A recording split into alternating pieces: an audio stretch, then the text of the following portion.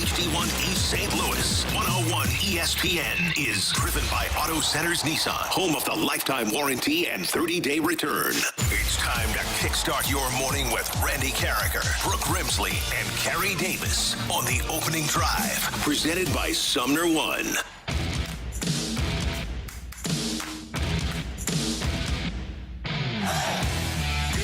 St. Louis, and welcome into the opening drive. I am Carrie Davis, joined by Brooke Grimsley. Randy Carricker is out once again playing golf today in the, you say Ozzie Smith golf tournament? Yes. Yeah, so he's living the best life. We're here working. He'll be here tomorrow, but, you know, you and I are here. How was your weekend, Brooke? How are you doing? I'm doing good. I need to figure out this whole Randy special, the Monday special. I asked him last week, I was like, you must have chatted with Tim McKernan on how to figure out the scheduling, because getting back-to-back Mondays off, I think that's the most ideal situation. I mean, if you can get a 3-day work week, a 4-day work week, you're living life in the right direction. You're going about these things in the right direction. Yeah. Well, my weekend was good, other than, working today. Of course, I love working, but, having the Monday off, that is, whew. It does feel ideal. good. You get rid of the Sunday scaries, but I had a good weekend. We had Blues going on. We were talking about NFL and college football earlier. Probably some of the weirdest games in the NFL this weekend, so that wasn't strange. Enjoyable. No. But then you had the ALCS, and that was great. That was wonderful. You talked about the Blues got their first win of the season. Another game going into overtime, another game going to the shootout, and they were able to come away with a 2-1 victory in the shootout. What did you see? What have you seen in these first couple of games from the St. Louis Blues? Well, I think that it shows what they're trying to do defensively with the new defensive scheme and how it's paying off. I mean, if you look at how they've been able to limit a lot of things, especially the other goals on the other side, but I also think Jordan Binnington is the biggest part of that. I mean, he is been amazing. What was it? Stopped 63 of 65 shots in these two games combined. He looks spectacular. And I think the thing that I've noticed the most, CD, is not that he's never not looked confident, but he looks a lot more controlled and at ease. Yeah, poised, relaxed. Yes, exactly. Not jumping. He's not all over the place. He's just making the saves, doing a great job. He is doing a fantastic job. And I guess I'm starting to see the changes in the defense, as you said. Yes. They are getting shots. Opposing teams are getting shots on goal, but it's not those high opportunities, high danger shots where, you expect them to go in. And Jordan Binnington, when he does face a few of those, he is standing on his head. He's playing extremely well.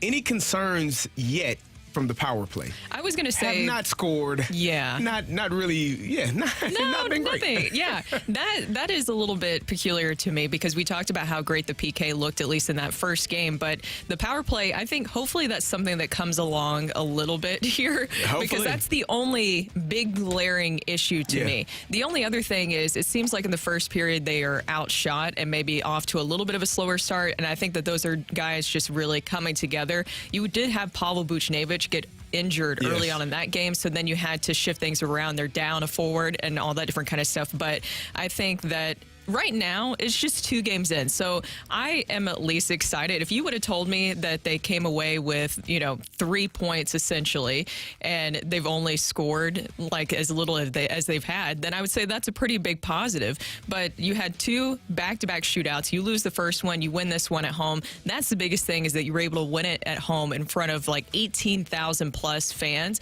And you also like to see Robert Thomas get that moment in the shootout in the end. Jordan Binnington, everything that he did.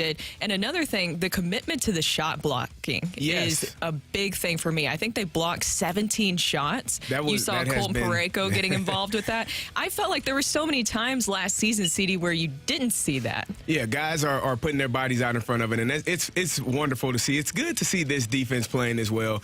The Blues able to get the win. They got down early by former Blue Jaden Schwartz scored the first goal, and then Jordan Kyrou was able to tie the game 1-1. Now the Blues the other way. 3-on-3 over the line. Thomas to Kyrou. Score! Trading chances, and the Blues get the goal. Kyrou's first of the year. 1-1 the score. 12-11 to go, period. Number 2. Great goal for him. Great for him to get on the board. He's a guy that I think, there are some people in professional sports that need to touch the ball in order to see the ball go in, see themselves score. I think he's one of those guys, when he scores or gets great shot opportunities, he starts to light up. And I think you're going to see the best version of him on the offensive end. And what I've seen, I haven't seen anything glaring on the defensive end just thus far. So I think he's playing pretty well, and I think this entire team, Blues team, is playing pretty well. Yeah, well, you even saw in the first period, I think it was early in the first period, where he took away a backdoor pass, and that was a huge opportunity. What we wanted to see from Jordan Kyrou and Robert Thomas with these big contracts kicking in this season is them continuing to grow and develop as players, and especially as two-way players. Yes. And I think that at least in these first two games, that's a positive you can see, and I can already see that growth with Jordan Kyrou, especially in that second game, as I mentioned there. I thought that was a huge moment for him early on to be aggressive in that moment, taking away that backdoor pass. It was, and then Robert Thomas was able to get the goal in the shootout. Here it is. Robert Thomas now in on court. Third round of the shootout in a 1-1 game in regulation. Thomas, Deeks, shoots, score! Backhand underneath the crossbar. 1-0 Blues, and now a save from Bennington on an Everly chance could win the home opener for St. Louis. Much needed. Yes, it was much needed. I was so nervous watching that shootout there where I was like, okay, oh my God, please, Jordan Bennington is doing everything that you want. And then when Robert Thomas came in and was able to get that goal, that was just a huge moment. As I mentioned, to be able to do that in front of the fans too, to just kick off the season at home was a huge moment. But Robert Thomas, I'm excited to see him shoot the puck more this season in general. I think he's getting, when he gets those opportunities, I would love for him to put the puck on the net. I know he's a pass first type of player, but when you get that opportunity, shoot it. Don't be afraid to shoot it. If you miss it, hopefully we get the rebound and get a putback. So hopefully we'll see more of that from Robert Thomas going forward. Yeah. The ALCS kicked off last night with the Texas Rangers taking on the Houston Astros. Had some. It was a pitcher for the I can't remember Jordan for the Texas Rangers. Jordan. I don't know. He went Jordan Hicks. No, I'm kidding. Not that guy. Jordan Montgomery. Oh, Monty. 6 1/3. Gumby, yes. Pitched a lot of pitches last night. Did pretty well taking on that dangerous Houston Astros ball club, and the Texas Rangers were able to come out of there with a 2-0 victory. What did you think about Montgomery? What did you think about Justin Verlander and, game one of the ALCS? Everything to me, it was the Jordan Montgomery game, right? You mentioned their 6 1/3 scoreless innings against the Astros, and that's a really, really good Astros lineup that he had to face there. And the fact that he was able to shut it down and also get out of some dangerous moments. I think about the biggest moment of the game to me was bottom of the fourth. The Astros were able to load the bases on 3 straight 2-out hits. And then Jordan Montgomery, he was locked in, keeping him in the game, which is a big important moment there to show you that he can work out of trouble, and he was able to get out of the bases loaded jam. That to me was the moment of the game and possibly of this series. I mean, you're able to really build some momentum. They needed just 2 runs to be able to come away with the win, but it was the Jordan Montgomery game. It was a great game by him. Justin Verlander pitched pretty well on the other side, going 6 2/3, 2 earned runs, gave up 6 hits. This game for me, as you said, Jordan Montgomery, that moment where bases are loaded, your manager trusting you, not feeling the need to pull the plug and pull you out of the game. I think it does a lot for not only that player's confidence, but the rest of the team. They can say, hey, you know what, if I get in a jam, I'm not going to get the hook. I can get an opportunity to get out of this situation. That comes from, a good manager, trusting your players, trusting your gut. And I just can't say enough about it. It's fun to watch playoff baseball. I miss it here. Yeah. It's not. It's missed. It really is. And that's why I really like the Rangers. I was telling you guys last week, I think that they will be the ones to win the World Series. I'm just going to go ahead and say it now. That's going to be my hot take, is that they're going to win it all, because I just like everything they have going. I think the biggest concern for the Rangers coming into this was the bullpen, but they were able to get the final 8 outs and really shut things down after Jordan Montgomery did what he needed to do as a starter.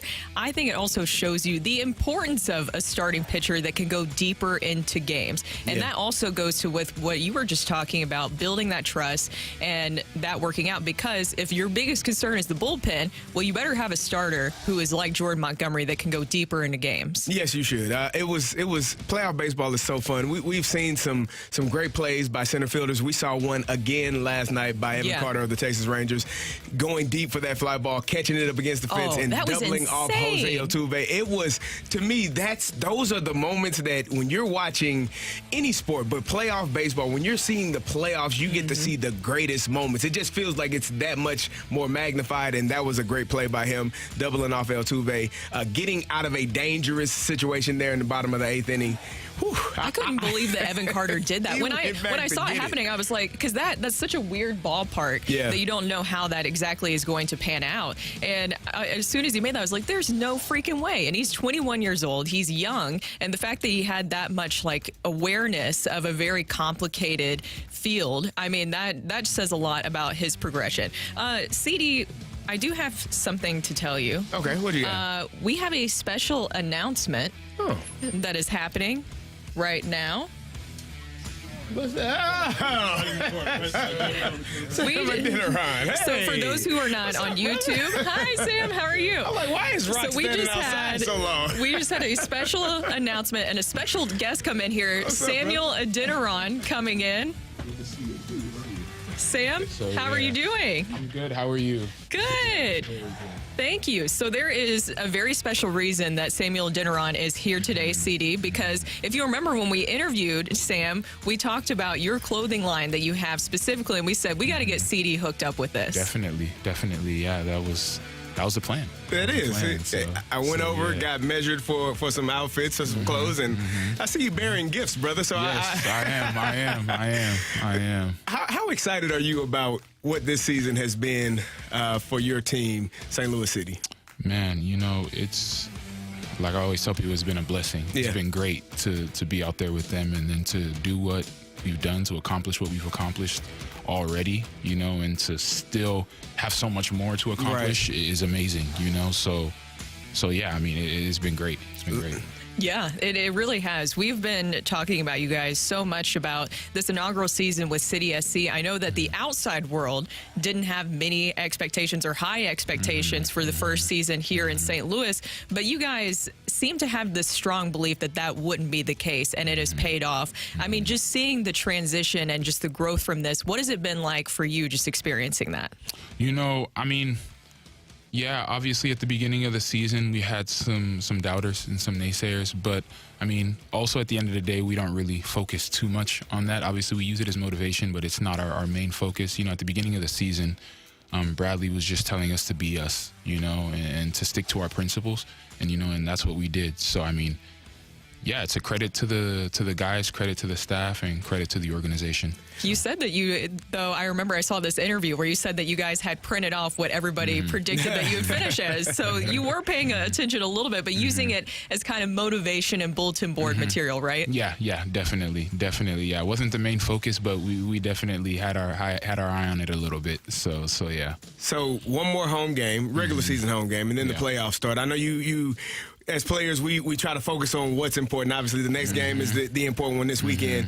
But you have to be excited about having the playoffs have to run through St. Louis on the western side. Just knowing that teams have to come here and you all are going to be locked in, dialed in, and know what that means for the opportunity that I'm sure when you all signed up, this was what you wanted, an opportunity to win it all. Exactly. Yeah, MLS playoffs are crazy. They're fun. They're fun. So yeah, we're definitely, of course, we're focused on the next game. That's what's most important right now. But obviously, yeah, everyone has playoffs in their mind. They're excited for it. We're ready for it. So yeah, we're just taking it one step at a time, and hopefully we can, come up with something big. Can I take my hat out for you? Because you're here. It's 7:13. Normally, we can't get a baseball player in here that early. It's way too early. What is your normal hockey player? Or hockey player, for that matter. What is your normal schedule? We football players, we would be a meeting started around 7:15, so that was normal. But what is you all's everyday schedule like when you're working? Normally, I'm up around 8:00 in the morning, and then you normally don't have to be in until around 9:30, but that's the arrival time. But normally I'm in there earlier than that, probably around like 9:00. I'm in there, but yeah, I'm an early bird, so I don't mind waking up early. That's good. Because like Harry said, I don't think we would get a baseball player, hockey player, anything like that. I don't even know if I would be here this early if it wasn't for this job. I'm not a morning person, but that's why we thank you so much. And the big reason why you're here today is to gift Carrie something from your clothing line I know we talked about it before, but tell people about your clothing line again. Yeah, so the name of my clothing line is Vaps Dynasty Clothing, and Vaps is an acronym for all of my siblings from oldest to youngest, and it's Victor, Ayodeji, Palumi, and then Samuel, obviously me. So yeah, it was a brand that pretty much my mom and dad started when we were we were all older, but it was, I think, 2016, 2017 is kind of when we got the idea. And then I say around towards the end of 2017 to 2018 is when it all started, you know. And yeah, I mean, it's just native clothing, native to our country, Nigeria. And then we also do formal as well. We do suits, you know. And so, yeah, I mean, it was something that my mom thought would really bring us together as a family, and it definitely has. You know, working with my siblings has been amazing, you know, and so yeah, I mean, it's been a blessing to be able to do that with them, and so yeah, I'm enjoying it. That's awesome. Well, thank you, brother, for dropping in. That was a great surprise. We tried our best. We tried our best doing outside for so long. But let's see it in front of the camera. I mean, what do you got? It's not on the rundown. I know it's not. It's supposed to be a surprise. Oh, yeah. Well, he still got it. We got to get the face on camera when you actually get it and open it up and everything. We got to see. That's what we need, Cam. We need the shot. The CD on there. And you can see us on YouTube, by the way, if you guys want to see this moment and see the clothing line.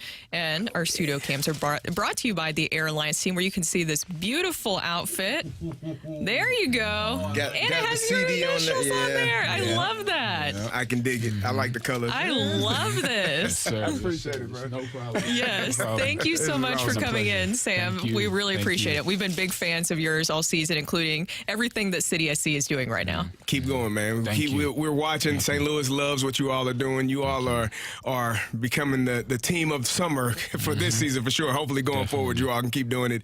And we'll be watching you all in the playoffs and obviously the last home game, but in the playoffs for sure, hoping and rooting for a victory from St. Louis City. Thank you. Thank you. I really appreciate it. That's Sam Adeniran. That's Brooke Grively. I'm Kerry Davis. Coming up next, 3 things we loved about the weekend.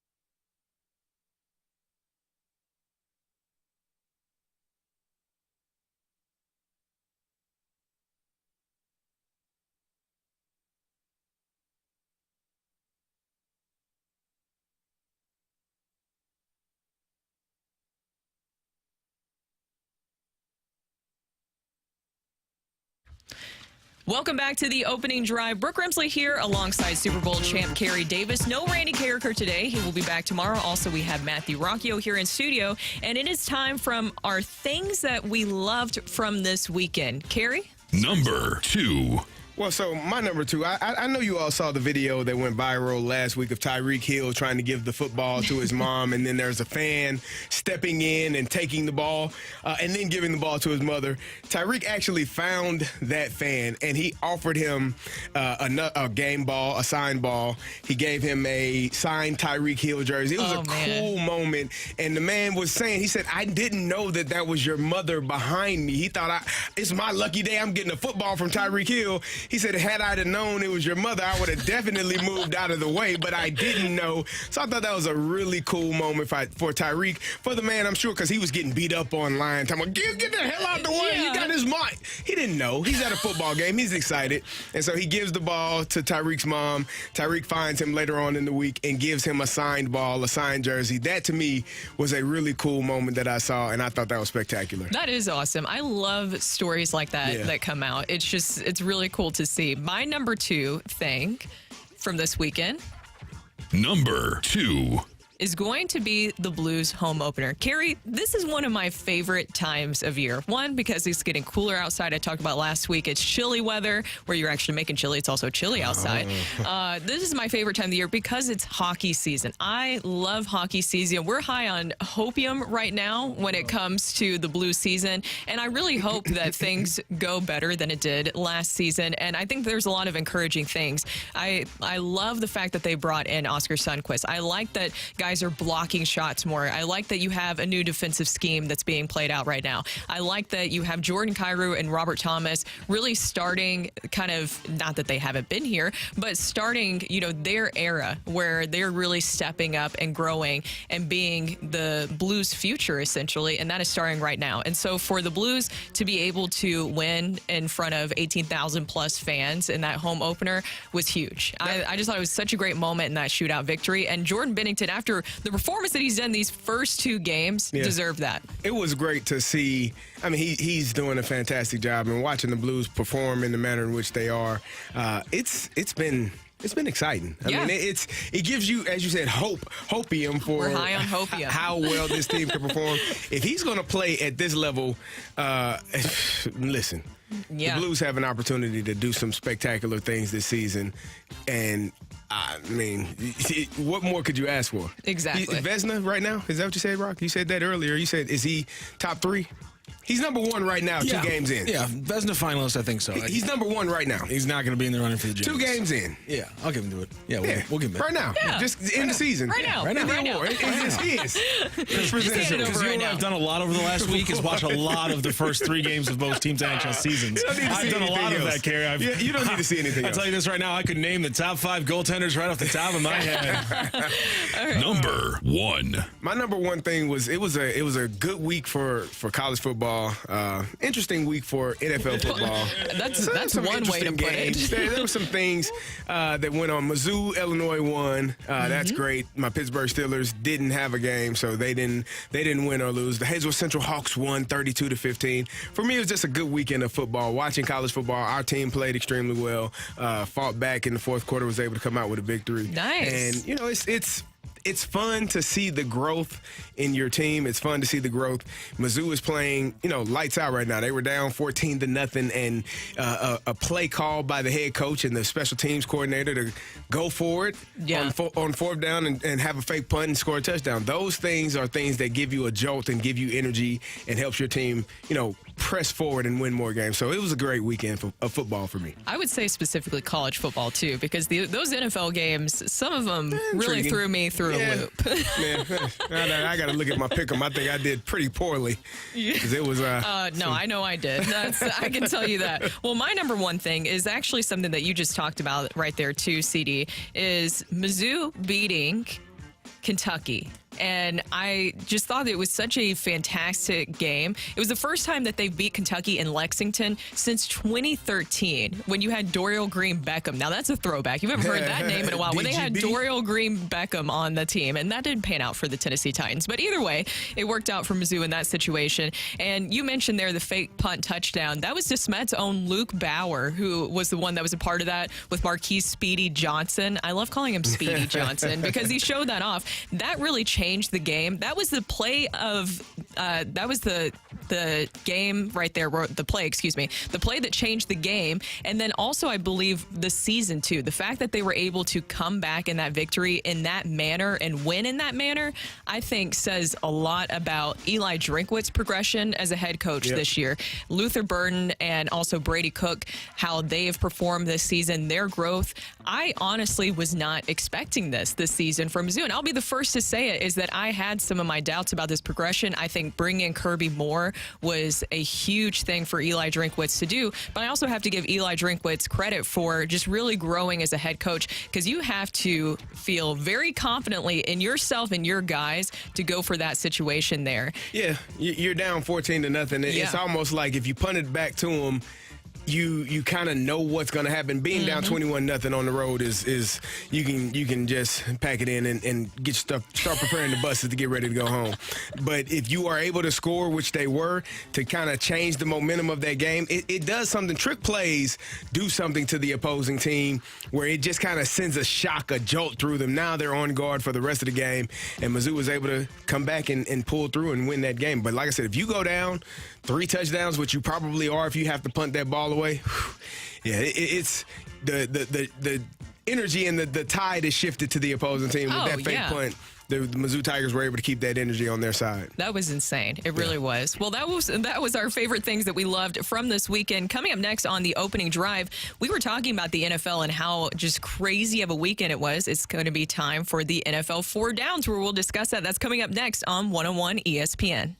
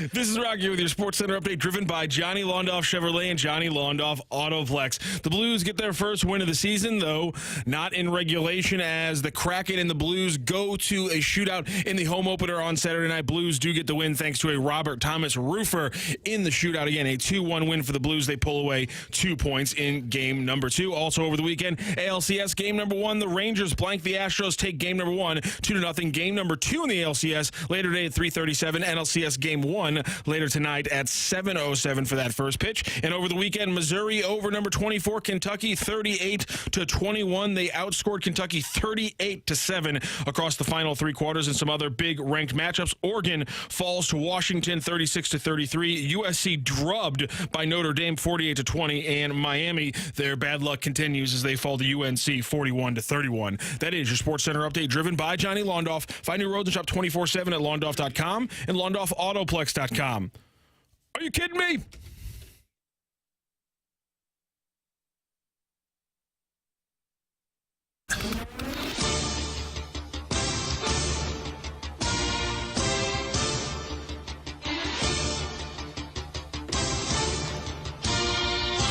Welcome back to the opening drive. I'm Kerry Davis, joined by Brooke Grimsley, and it is time for NFL 4 Downs. First down. So, Brooke, Brock, 2 teams were undefeated going into this weekend, projected to win games versus the New York Jets and the Cleveland Browns. And both of the Eagles and the 49ers took losses on the road to both of those teams. The Jets beat the Eagles for the first time ever in their history, and the 49ers lose a game to the third-string quarterback. Now, the 49ers had a few injuries. They lost Christian McCaffrey. They lost Deebo Samuel. The Jets beat the Eagles down, and the Eagles turned the ball over 4 times. But to go on the road, to be 5-0, to lose to a backup quarterback and a team that is just trying to figure things out in the New York Jets, it was depressing. It was bad. It was bad ball. It was, yeah. I don't know what else that you can say about that. It really was. What were your other kind of big takeaways from that? The 49ers looked average. Without Christian McCaffrey, without Deebo Samuel. You would have hoped that Brock Purdy, because there was a lot of talks going into that game in terms of him just being a guy. Yeah. And not being one of the elite guys, but having elite talent, which allowed him to be successful. He only had 115 yards or so, and he barely got over the 100-yard mark on that last drive for the 49ers. They lost on the last-second field goal, so they had an opportunity to win it, but they just couldn't seal the deal. The Philadelphia Eagles looked just out of sorts. They turned the ball over 4 times. Jalen Hurts is throwing the ball to the opposing team left and right. It was just really bad football to watch those 2 teams play this weekend. 2 teams that are favored in the NFC to just show up and not perform in the manner in which they did. It has to be frustrating for that team and for those head coaches. Yeah, well, I thought that the Browns defense, though, that's something that I guess you could take away as a positive for the Browns. Their Browns defense is really, really good. And I think that also kind of accounted for probably some of the injuries that you saw, too, with Deebo and then also McCaffrey. Yeah.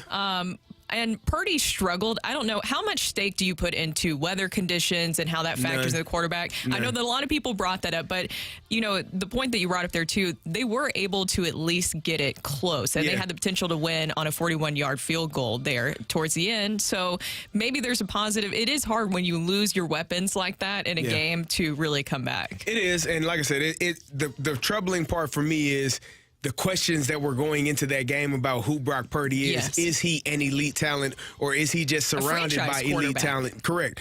And he looked just like a guy that's surrounded by elite talent as opposed to a guy that is in that, second tier of top tier quarterbacks.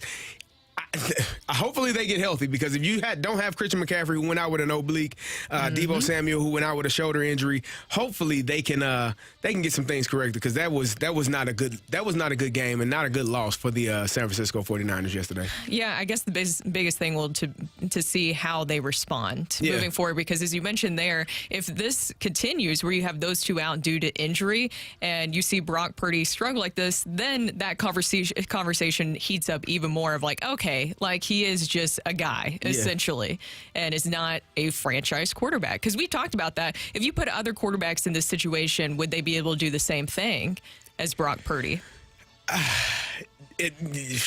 After that, yeah. Hell yeah, I think so. Second down. Second down. Guys, I don't want to talk about the Tennessee Titans this much when they are 2-4 on the season, but man, London did not treat the Titans well. And it seems like London is really becoming a curse this season. Right? Like, what is going on with these injuries? I mean, what is up with these injuries this season in London? Coming into the game, Ryan Tannehill had taken the 5th most sacks in the league. That was 17. After being sacked 2 more times by the Ravens in that game in London, he left the game due to injury and was seen on crutches afterwards, and he will get an MRI when they get back here to the States. The Titans fell to the Ravens 24-16 in London. It was just a terrible game. The only positive being Derrick Henry. If you just want to run the Wildcat the rest of the season, I brought that up, when was that, like a few weeks ago? Why don't you just do that at this point? Because he's the only positive thing offensively they have. And I know not everything is going to be on Ryan Tannehill, but here's another season where he's 35 years old. He's experiencing an injury. And then you bring in Malik Willis into the game. And to me, second-year quarterback, I know that obviously he hasn't had much time, but still, second-year quarterback, I didn't see that growth that I wanted to see from Malik Willis. So now the talk in Tennessee is this the chance, is this the time that Will Levis will take over in this situation as Ryan Tannehill gets healthy? Because I think that's the next step here. I don't think that Ryan Tannehill is the answer, obviously, for the future. His contract is done after the season, but I think that you need to see what you have with Will Levis. And if you would thought that Malik Willis was your starting quarterback of the future, you wouldn't have drafted Will Levis this season. Well, if you thought Ryan Tannehill was the future quarterback, you wouldn't have drafted either one of them. So my thing is that the Titans have a bye week after this game in London, so they'll have time off to kind of figure some things out. And I'll be honest with you, I don't know that you'll ever see Ryan Tannehill start another game for the Tennessee Titans. Really? Yeah. Because you think this is it? It's the perfect time, right? If you are injured and you have a bye week and you've drafted 2 quarterbacks over the last 2 years, this is the perfect time to figure out which one of those 2 guys is going to be your starter for the rest of the season. And when you look at the record and the standings, you have to ask yourself, do we have a chance to win the AFC South? Yes and no. You're in dead last behind the Houston Texans. Always the question every year. Yes, you do, but no, you really don't, because it's the AFC South, so things may come back to you, but at the end of the day, you're dead last in the South. And so here you are, 2-4. Your starting quarterback is hurt. You have a bye week. You have an opportunity to give one of those 2 young guys an opportunity to figure out which one of those guys are going to be the starter. And if they don't perform well, you put yourself in a position to have a higher draft pick for next year. This is the point where they have to make that decision of which direction we're going to go. And I think that direction is going to be towards, let's start one of these younger guys and see what we can get out of them. Yeah, it's disappointing because I had at least a little bit of high hopes for the Titans this year because I think the AFC South is so winnable, but they always just miss the mark every single season. And by the way, that Ryan Tannehill ankle injury, it's the same ankle that he aggravated last year. So to your point, that will be hard for him possibly to recover from, and he's 35 years old. Yep. Nope, it's fine. Third down. So my third down, there was a game between the Houston Texans and the New Orleans Saints. And I can honestly say it has never felt so different for 2 3-2 teams. The Houston Texans, if you're 3-2 and you're the Houston Texans, you are ecstatic. You are jumping off of the walls. You are just all over the place excited. If you're the New Orleans Saints and you're 3-2, you're like, oh my God, we just lost to the Texans, a team that drafted a quarterback in the first round, a team that had 2 picks in the top 3 of the last year's draft. The New Orleans Saints stink.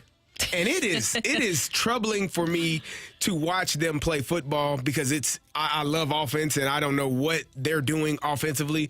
It's one of the most puzzling things that I've seen. Other than that 34-0 win last week, this team is just barely scoring points. And you have Alvin Kamara back. You got so much talent on that offensive side. I don't get it whatsoever. Did you see that video, too, on the sidelines of Jameis Winston talking to Alvin Kamara? And Kamara's just like, I don't care. Listen, I would love to sit. I would just talk. I just want to hear what he has to say. Yeah. Jameis Winston is hilarious. He looked like he was on, like, level 10, and Kamara's, like, on 0, just over it at this point. It looked like he was agreeing with him, but Jameis just kept going like, yeah, I know, I got it.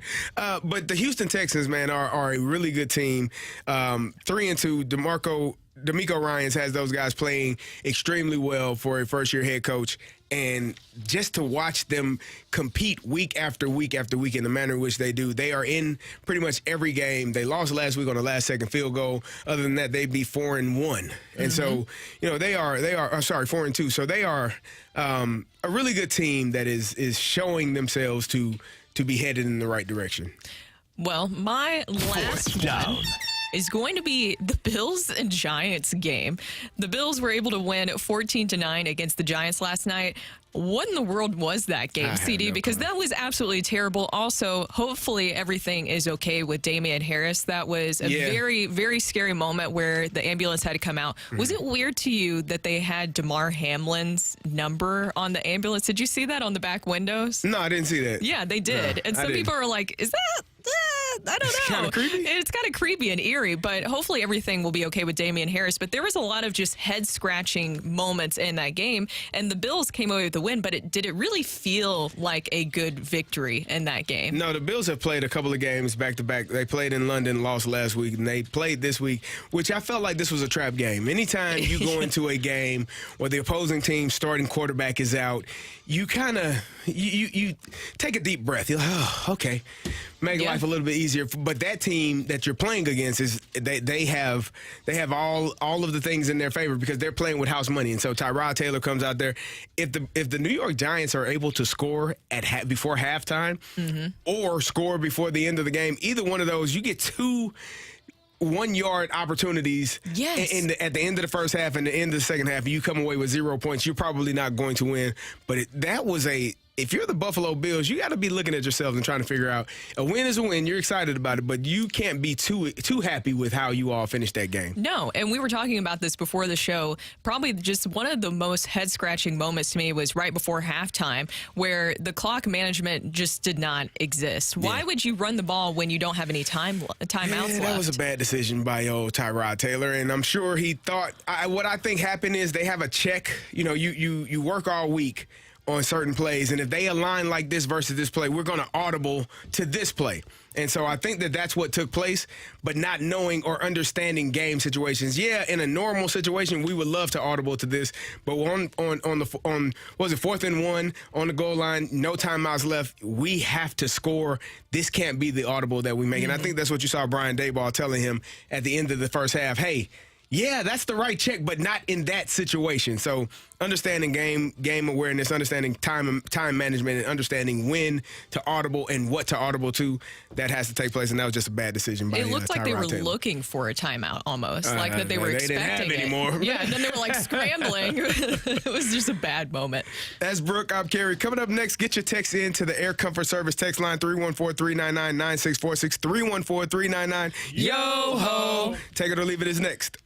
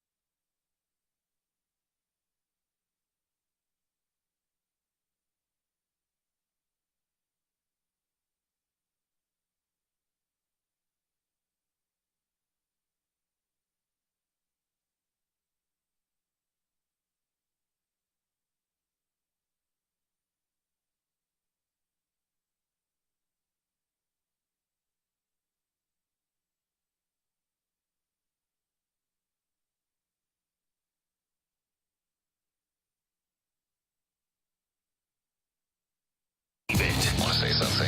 We'll put it out there. If you like it, you can take it. If you don't, send it right back. Get your text into 314-399-9646 and give us your take it or leave it. Brought to you by Gloria Lou Realty. Visit GloriaHasTheBuyers.com and start packing. That's my final offer. Take it or leave it.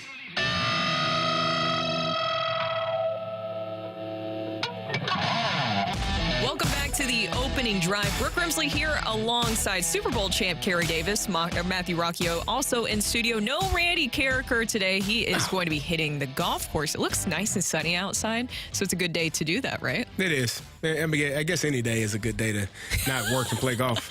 He's gotten it figured out. It is now time for Take It or Leave It. So get your text into the Air Comfort Service text line. That is 314-399-9646, 314-399-YO-HO. You can also check us out on YouTube today. We have our beautiful studio cams that gets us on the YouTube channel. Thanks to the Air Alliance team. You can see us there. You can also get your Take It and Leave It's there. But, Kerry, why don't you start us out with your Take It or Leave It? So last night we saw the ALCS. We saw, a couple of teams play really well. A couple of starting pitchers go into the 7th inning.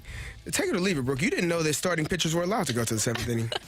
Especially Jordan Montgomery. What in the world was that? I thought after 5, his arm would kind of fall off and have to be reattached. Yeah. So that's why they would pull him out. So, yeah. It is amazing. No, I'm going to have to take it because I was very surprised to see that he could do that because you didn't get to see that much with the Cardinals. If you look at how deep that he went into the game prior to Texas, if you look at what he did with the Cardinals, I don't think he got to the 7th inning this season. I don't believe.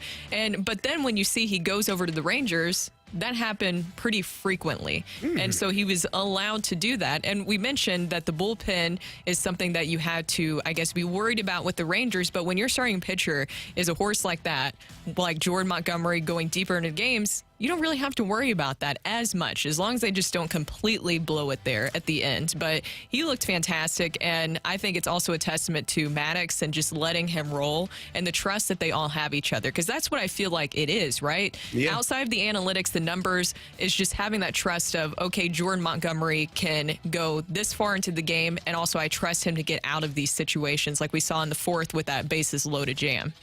I agree. It was, it's good baseball, man. Good managing, good game. 2-0 loss for the Astros, but still a good game. They all played well.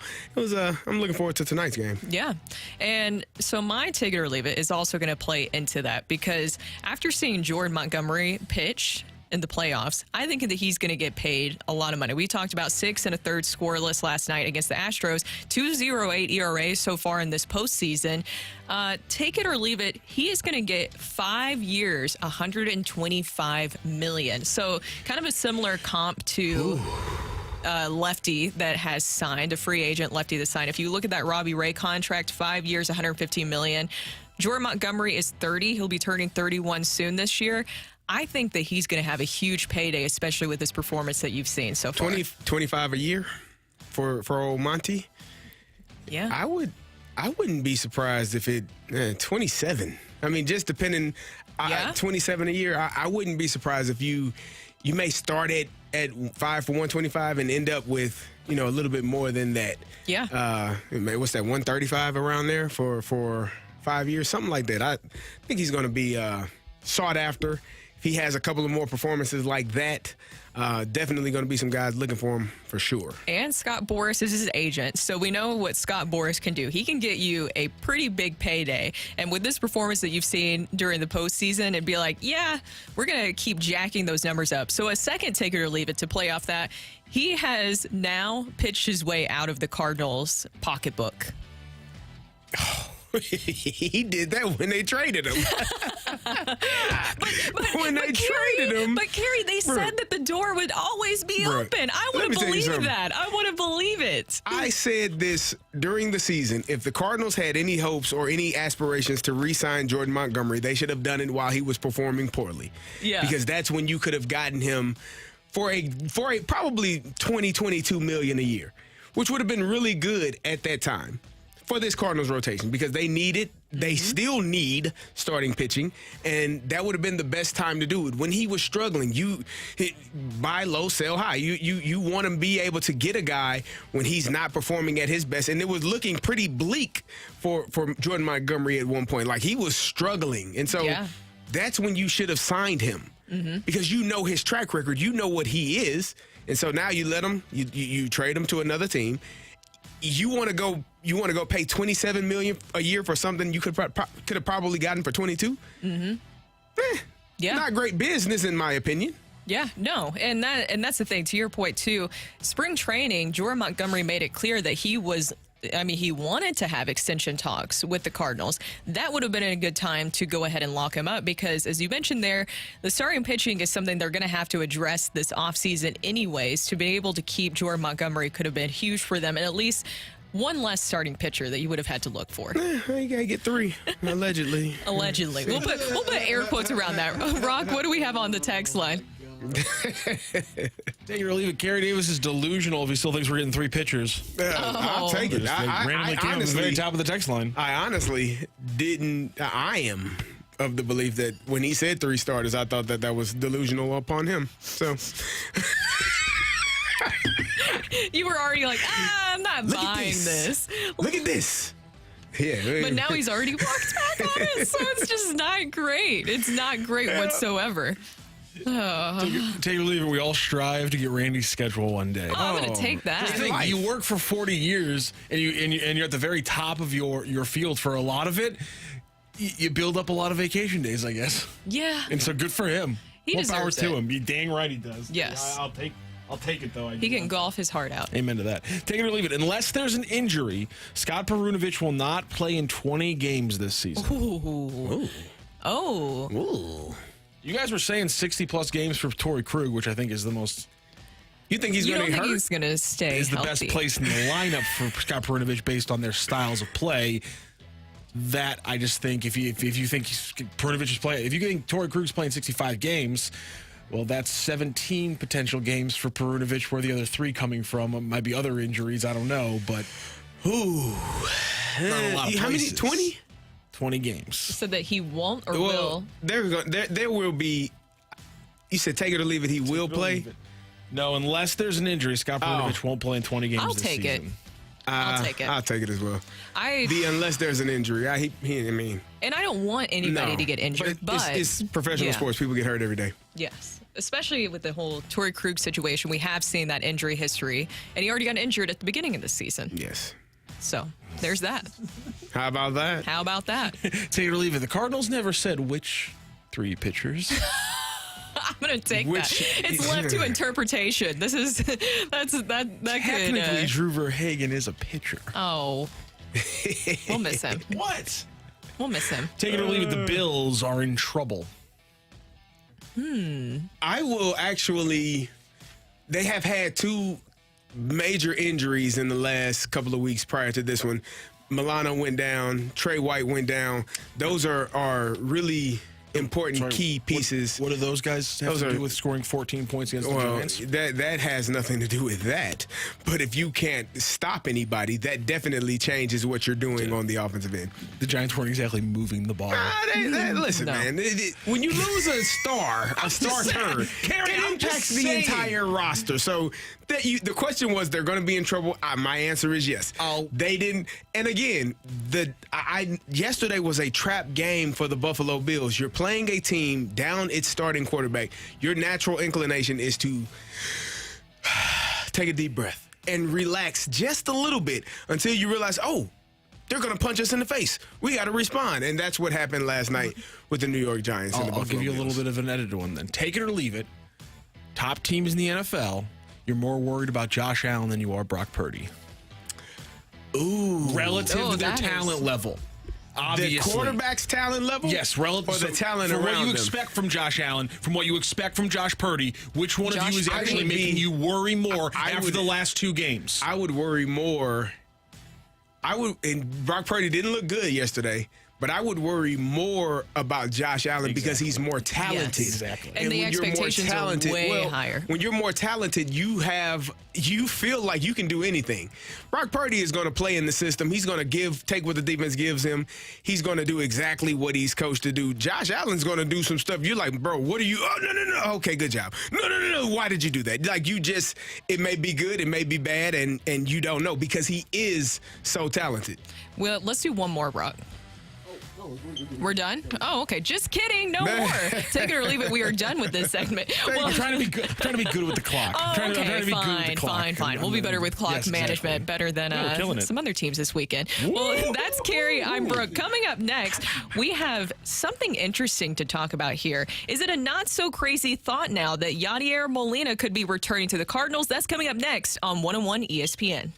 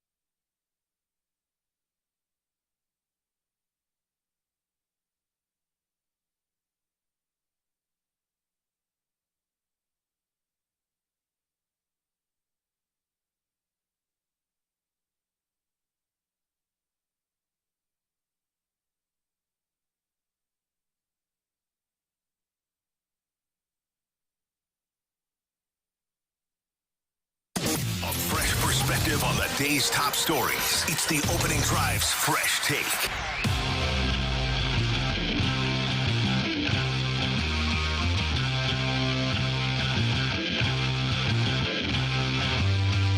Brings me back to Molina. The Cardinals need to beef up their staff. Add someone who Ollie respects and would listen to. Someone the players respect and would listen to. I think Molina checks that box. Enough so, I'm told, There's mutual interest. Keep in mind, this wouldn't just be a publicity stunt or a way to excite a frustrated fan base. Molina has managed at the international level, and it's believed he wants to manage in the big leagues. This would be a step in that direction.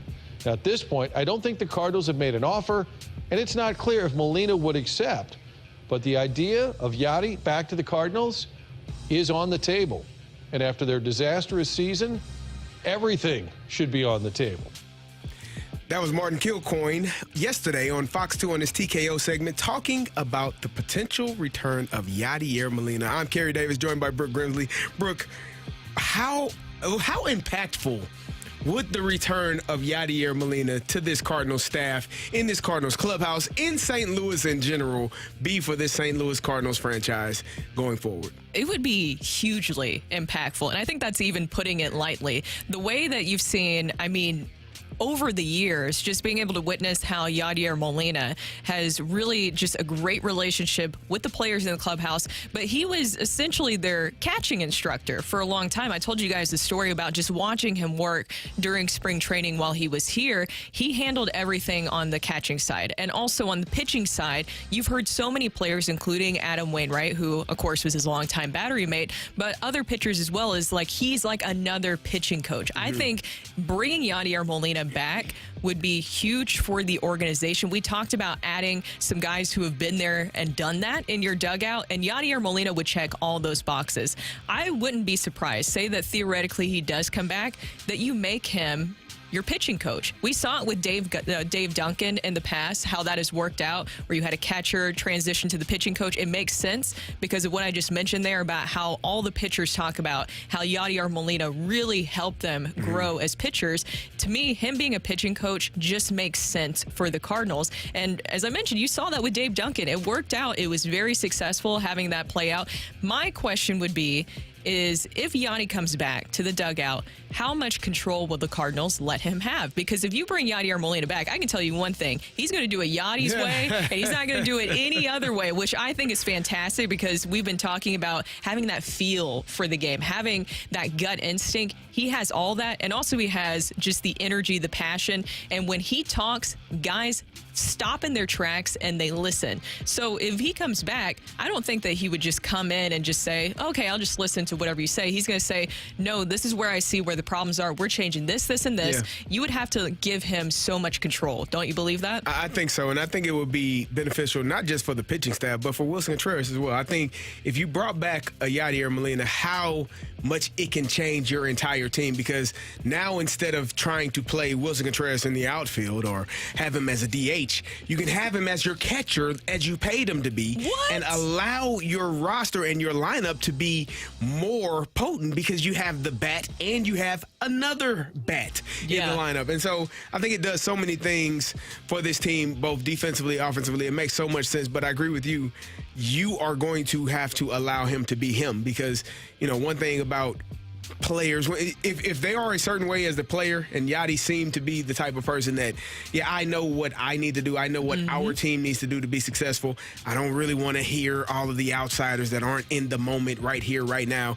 I think it would be very beneficial for this Cardinals team. Now, would they be willing to allow that to happen is the question, because what we've seen is there's a lot of, it feels like there's a lot of outside factors that take place on the field. So, if you're going to bring back a Yadier Molina and tell him he has control over the pitchers, over the catchers, you're going to have to let him do his job and probably not micromanage him in the manner in which it feels like most of these guys are. And that's the perception, right? And that's the perception of, after everything that happened with the whole Mike Shildt situation, the philosophical differences, no matter who you brought in, whether it was Ollie, whether it was Stubby, whoever got the job after Mike Shildt, the perception was set of where people are going to think whoever takes this job is going to almost be a puppet in that situation, that you're going to have to fall in line with what the front office is saying. And so I kind of hope, and, Martin Kilcoyne talked about that, he doesn't know how far these talks have gone, but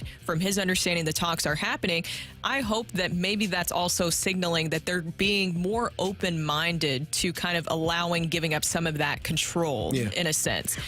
We want to get fans' reaction, so get your text dropped in to 314-399-9646, 314-399-YO-HO, or leave us a mic drop at the 101 ESPN app. Let us know what you think about Yadi potentially coming back to be a part of this Cardinal staff. How impactful would it be? Is it a good thing? Is it a bad thing? I think it's a great thing. So hopefully, we can get some guys in here that have been here, that understand the Cardinal way, because I think that also is with Adam Wainwright retiring. You don't have anyone that truly knows the Cardinal way. Who is on this roster that has won a championship for the St. Louis Cardinals at this point? There is not anyone, is there? In the coaching staff, Willie McGee? That's on the roster. That's on the player roster. on the roster. I think Adam was the last one. So you have to have people that understand what the Cardinal way is and how to go about it from the player's perspective. Yeah.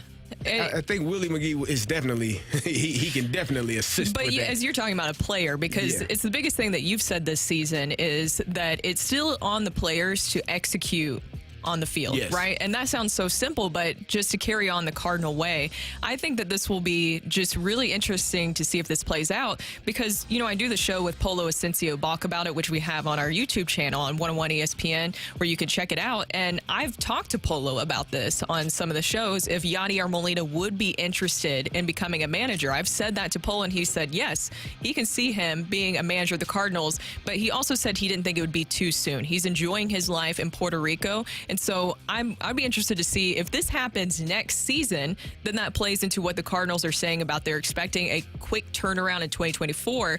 But in order for Yadi to get here and leave life behind in Puerto Rico, it sounds like it would have to be a pretty good deal, and also where he would be able to have a lot of control in things. Indeed. Lisa here texting in. I just want to get this one in. She says, I'm so happy. Winner. Yadi, he's a winner. You make him the manager. Let Marmol be the bench coach. You give him as much control as he wants. Again, he is a winner. And that's why listen, that's the sink. That's like the pothole in this discussion that fans are going to immediately get caught up in, which is that every player who is successful means he can be a successful coach. And it's just, he managed Puerto Rico. I'm aware of that.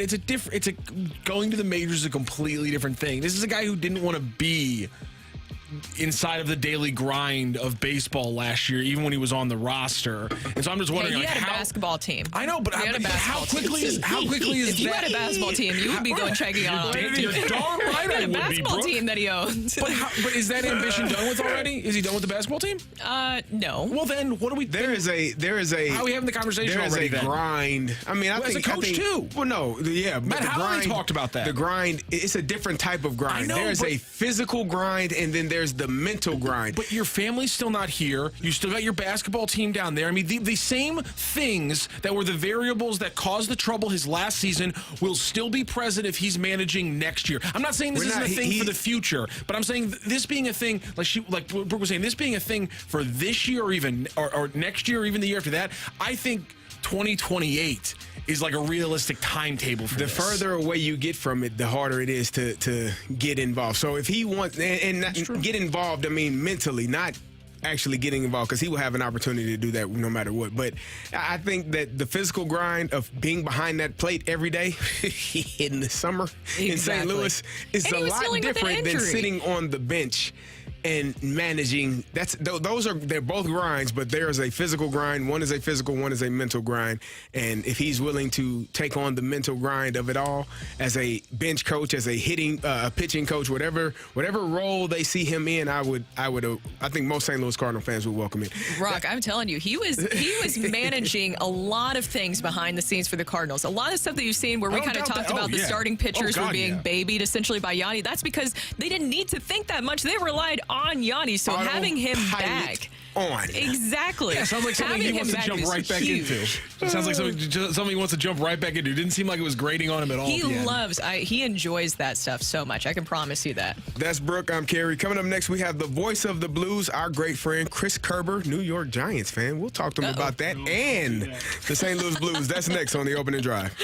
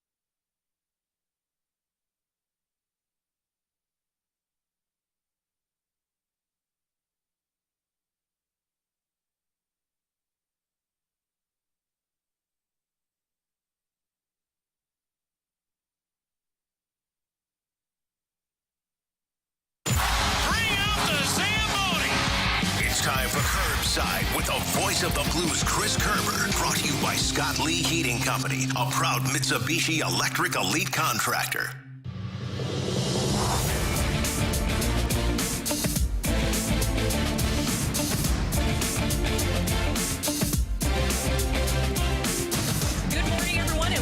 Back to the opening drive. Brooke Grimsley here alongside Super Bowl champ Kerry Davis. No Randy Carricker today, but we do have Matthew Rocchio in studio. And now we go to our celebrity line to talk to the voice of the Blues, Chris Kerber. Kerbs, how are you doing this Monday morning?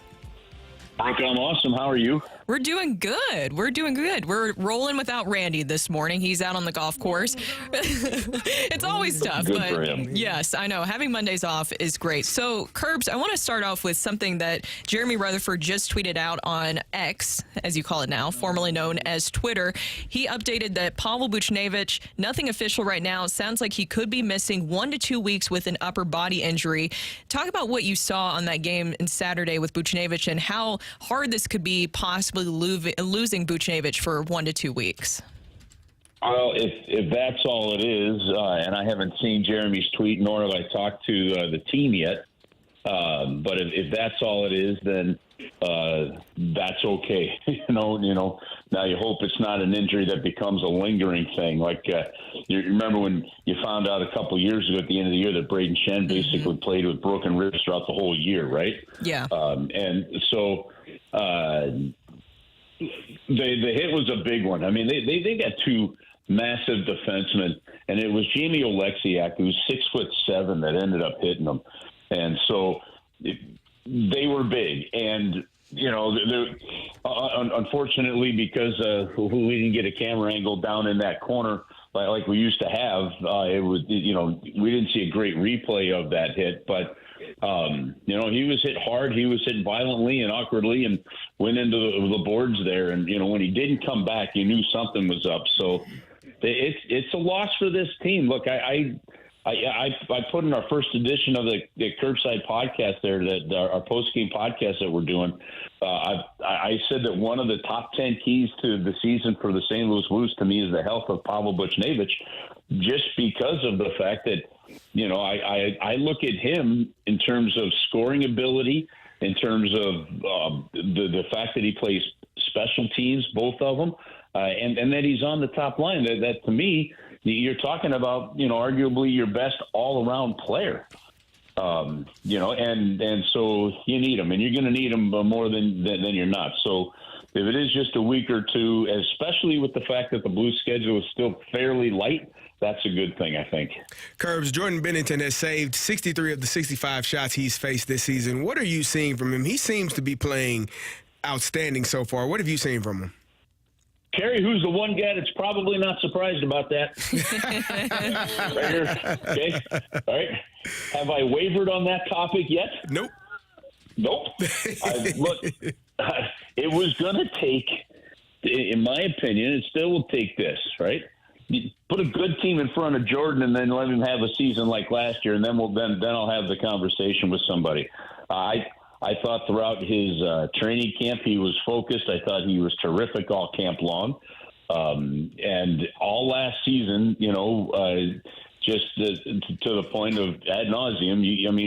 It was pretty much, look, yes, you do need better play from everybody, including your goaltender, but when you were fifth in the league in terms of most goals allowed on second chance opportunities, there's only so much a goalie can do there. So I think Jordan has been fantastic. He's been calm. He's been making the saves. He's been making big saves.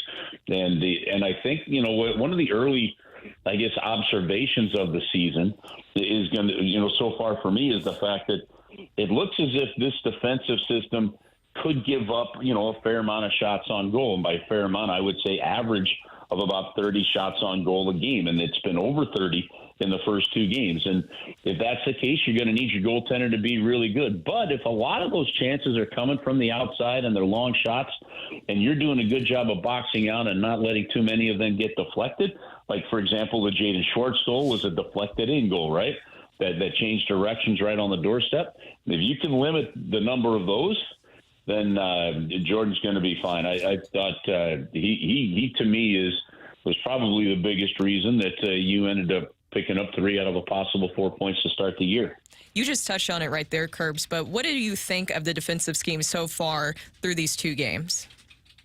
Well, I think what's really obvious is the fact that they put a focus on it. So much so that I think the offense has been stagnant as a result, and that's fine. When you're talking about a team that's built this way, that has to rediscover a new system, it takes time. When you go out and you play the system, and keep in mind that when the team was only on the ice as a full NHL team once in the preseason. And when they did that, they weren't playing against a full team. I believe it was in Columbus, right?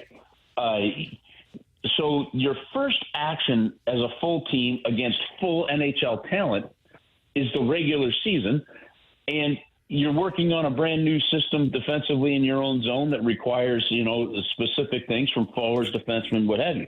Colton Parayko was given the forwards high praise on coming back and defending really well after Saturday night's game.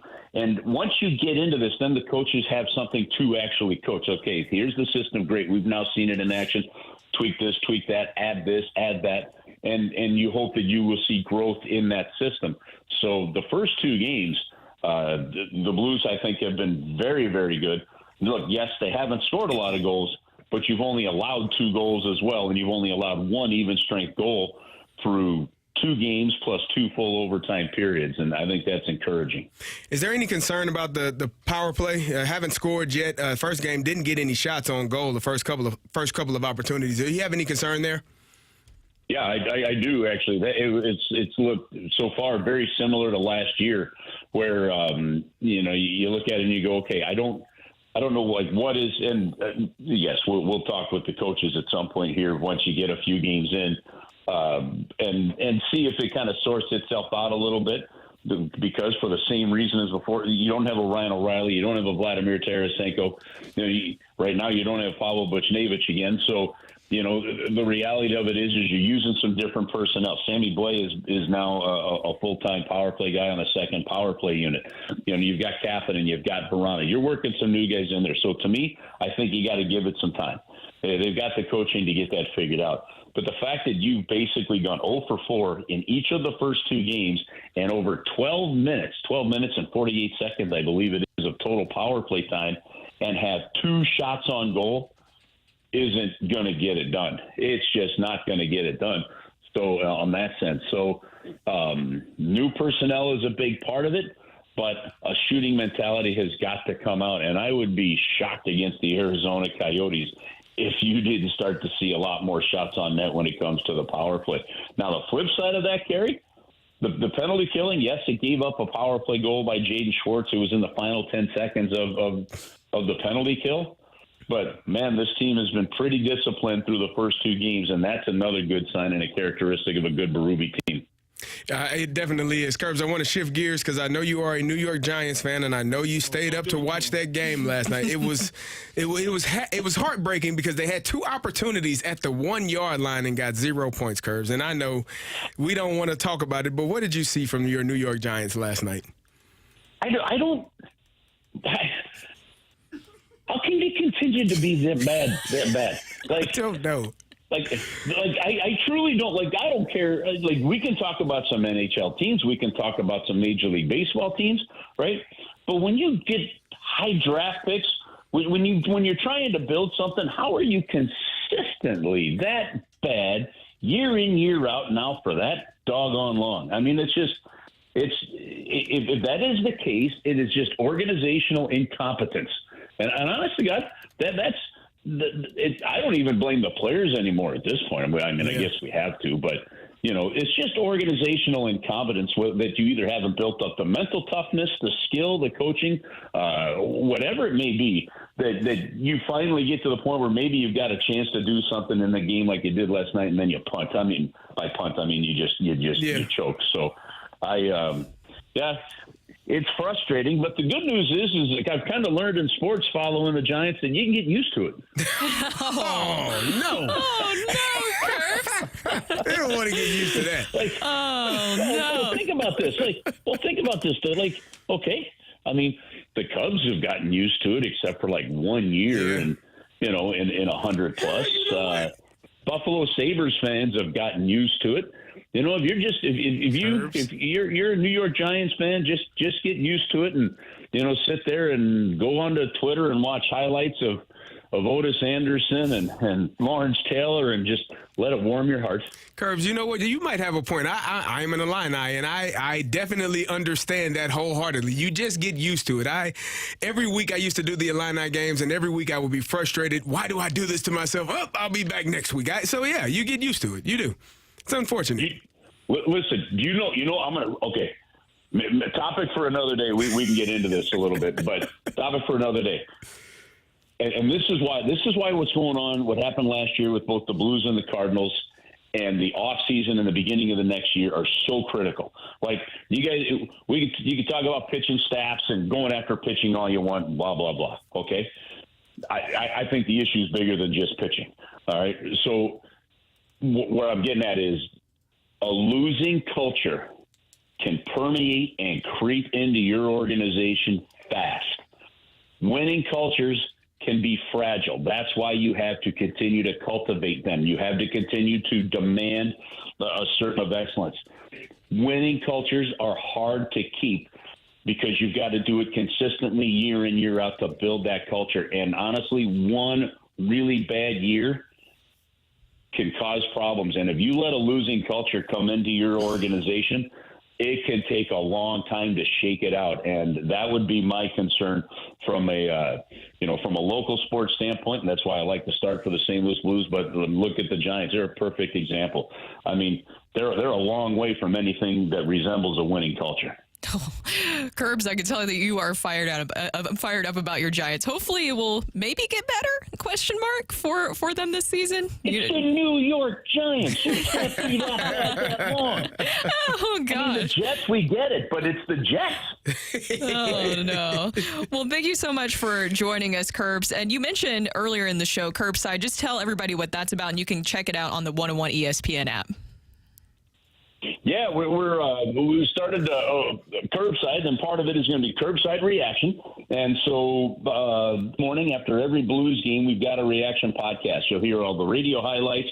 You'll get reaction from Joey. We'll pull in some different analysts as well to get you some entertainment action. I give my top 5 reactions to the game as well. And all it is, it's a short, 15, 20, although we had a lot to cover, so we did it a little longer this past weekend.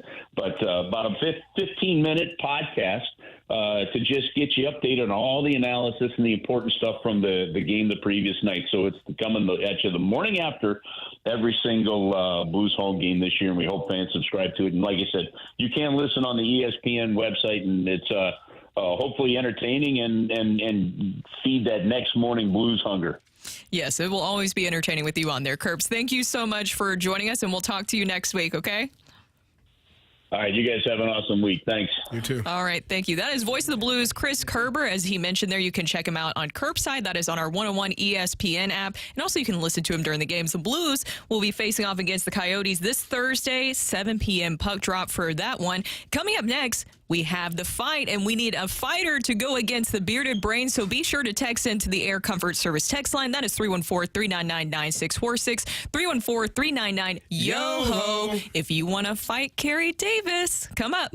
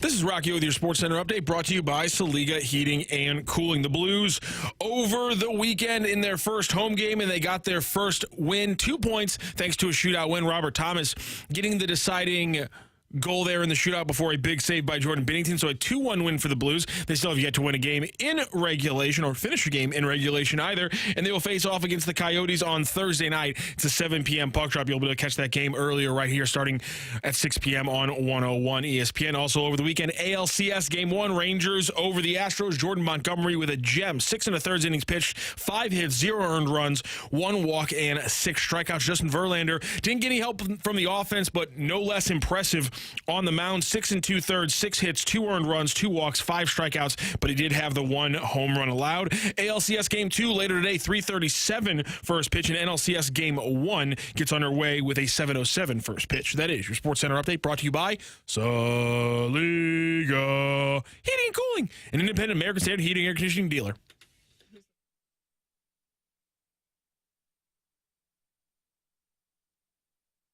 Welcome to the fight. In the red corner, Average Joe Listener. And in the blue corner, the undisputed king of morning drive. Please welcome Randy Carricker.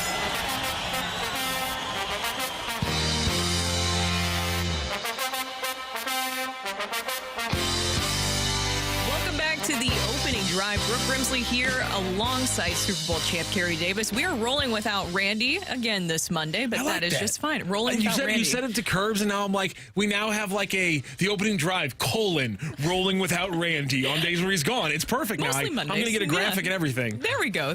Rolling without Randy. We're just rolling on. And now we are going to go to the fight. It's going to be Kerry Davis, the bearded brain, stepping up to take on the fighter today. That is Kevin. Kevin, how are you doing this morning? Good morning, Brooke. I'm doing well. Yourself? I'm doing great. Are you ready to take on Kerry Davis in the fight today? Let's do it. All right. We'll get started with question number 1. Which quarterback holds the mark for the most games with a passing and rushing touchdown with 45? Is it Steve Young, Randall Cunningham, or Cam Newton? So Randall Cunningham. Which 80s World Series winning franchise still remains as the only Major League Baseball team to overcome 2 different 3-1 series deficits in the same postseason? Was that the Dodgers, the Royals, or the Athletics? Let's go with the Royals. The worst offense in modern football was in 1992 when this West Coast squad scored a putrid 140 points across their 16-game season. Was it the Chargers, the Raiders, or the Seahawks? Let's go Seattle. And which wide receiver holds the mark as the most prolific receiver across the 2000s, racking up 868 catches and 12,000-plus yards? Was that Terrell Owens, Larry Fitzgerald, or Torrey Holt? Let's go Larry Fitzgerald. All right. We'll double-check our score. We will bring in Randy Carricker. Or sorry, we'll bring in Kerry Davis. God, I'm so locked in. You do this every single time. I know. You just get so used to saying it. It would be like a surprise twist. Kerry's walking in now. But first, Kevin, how did you feel after the fight?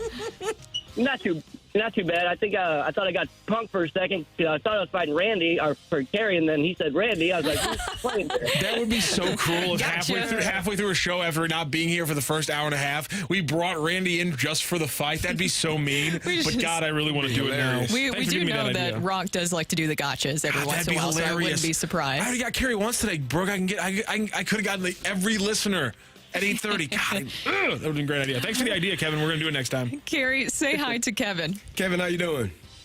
Hey, Kerry, how are you, sir? Doing well. All right. Are you ready to take on Kevin in the fight, Kerry? I'm ready. All right. We'll get started with question number 1. Which quarterback holds the mark for the most games with a passing and rushing touchdown with 45? Passing and rushing touchdown in their career. Ooh. It's very specific. Passing and rushing touchdown. This is In a game? Yes. In the same game, they had at least a passing and a rushing touchdown. How many times? They did it 45 times in their career. So your usual suspects would be, I guess, a Steve Young, a Cam Newton, a Michael Vick.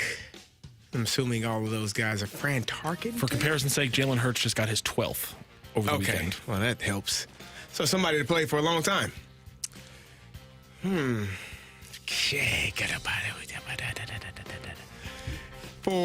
I think I'm just going to say, I guess I want to say Michael Vick.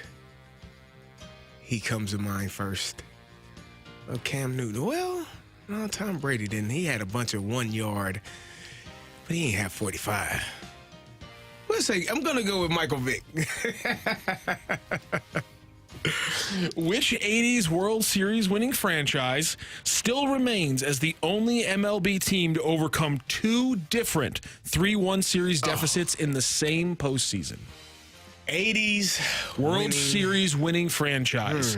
They overcame two different 3-1 series deficits in the same postseason. You're going to need the old lifeline there, pal. Was that the Dodgers, the Royals, or the Athletics? Ooh. How many times did they win? They did it twice. They overcame two different 3-1 series deficits in the same postseason. In the same postseason. In the same postseason. I would feel like it's the Dodgers. Just would be the first one to come to mind for Kirk Gibson and all of that stuff. Let's go Dodgers. The worst offense in modern football was in 1992 when this West Coast squad scored a putrid 140 points across their 16-game season. Who was it? 1992. I feel like that would be like the Seattle Seahawks, but let me just run through there. Raiders, no. 49ers, definitely not. They were really good. The Seahawks come to mind with Dave Craig. They feel like they weren't really good. Chargers? I'm going to go Seattle Seahawks. I feel zero confidence in my answers today. Fair enough. And, Carrie, which wide receiver holds the mark as the most prolific receiver across the 2000s, racking up 868 catches and over 12,000 yards? 2000s. I feel like... How many? 868 catches and over 12,000 yards. So from the only receiver across the decade. 2010. Yes, the only receiver across that decade who passed the 12,000 yard mark. 868 catches, 12,000 plus yards. One would think it would be... And yes, this is saying 2000 to 2009, which is not the correct way to do a decade. But hey, I'm not here to change the stats, though. That'd be the 10 years they're talking about, though. Randy Moss. Not the right way, but hey. How many catches? 868 catches. Well, Randy had a couple of down years there. And say a T.O.? I'm gonna go Terrell Owens. Even though everything in me wants to go Randy Moss. We have a winner in today's fight. No need for our tiebreaker. Carrie Davis, stalwart in the defense of the Hall of Fame for Randy Carricker across these recent days off. Does he continue? Or is Kevin the one to finally break it? Ring that bell. The winner and new champion of the fight, Average Joe Listener. It was so close, Carrie. It was so close, Carrie. Great job, Kevin. You beat Carrie Davis 2-1 in today's fight. I didn't feel confident in my answers. Kevin, no celebration from Kevin, I guess. Good job, Kevin. No, I'm partying right now. There it is. There it is. Kevin, good job. Let's go through those questions and those answers. Which quarterback holds the mark for the most games with a passing and rushing TD with 45? He's high on the list, but he comes up still about 20 games short of Cam Newton. It is not Mike Vick. Cam Newton has 45. That's actually 13 more than the closest. Steve Young tied in second place with a couple other quarterbacks. Those are going to be the three choices. Which 80s World Series winning franchise still remains as the only Major League Baseball team to overcome two different 3-1 Series deficits. Why would I ask this question if it wasn't the Royals squad that beat the Cardinals? First, they went down 3-1 to Toronto. There's always something tricky in there, you know? And then they were down 3-1 to the Cardinals. Two 3-1 deficits overcome in the same postseason for those Royals. The worst offense in modern football was in 1992. I always thought it was, in fact, in 2009 in St. Louis. But in fact, it was in 1992 when this West Coast squad scored a putrid 140 points across their 16-game season. That's 8.8 per game. And Kerry Davis pulled it completely out of the ether. The 1992 Seattle Seahawks was the correct answer. And which wide receiver holds the mark as the most prolific receiver across the 2000s, racking up 868 catches and 12,000-plus yards. Randy Moss is second in the yards category. Your boy Hines Ward is third in the catches category, but number one in both. Torrey Big Game Holt, ladies and gentlemen. Man. Torrey Big Game Holt, 168 catches, 12,500 yards for Big Game Holt across the 2000s. The most prolific receiver across that entire decade. So, Kevin, you get a 2-1 win today in the fight. We'll see you tomorrow for round 2.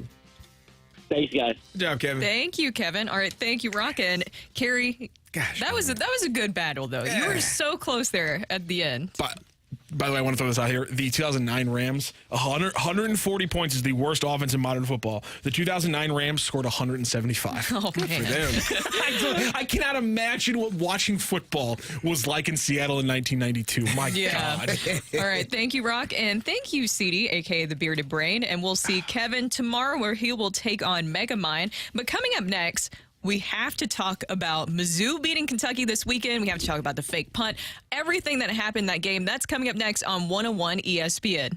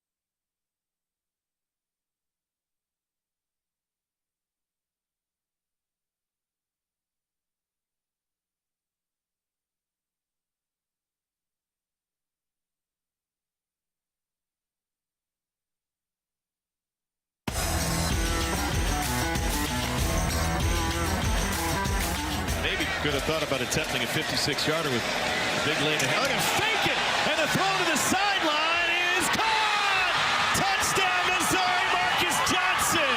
We practiced it all week, and, down 14-0, what do you got to lose at that point? So we said, let's roll it, and Luke made an unbelievable throw, and Marquise made a great catch. That was Missouri head football coach Eli Drinkowitz. I'm Kerry Davis, joined by Brooke Grimsley. Welcome back to the opening drive. And Brooke, the Missouri Tigers down 14-0, as you heard Coach Drinkowitz speak about, taking a chance with a fake punt, throwing it to the receiver and getting a touchdown. I talked about it earlier. We talked about it earlier. If you go down, if you have to punt that ball to Kentucky at that point, you probably are going to go down 21-0, which is as start rolling the buses, warming up the buses, getting prepared for your drive to the airport and headed back home to Columbia. Because at that point, down 21-0 on the road, chances of winning are slim to none, and Slim just walked out the building. That was a great call by Eli and the special teams coordinator.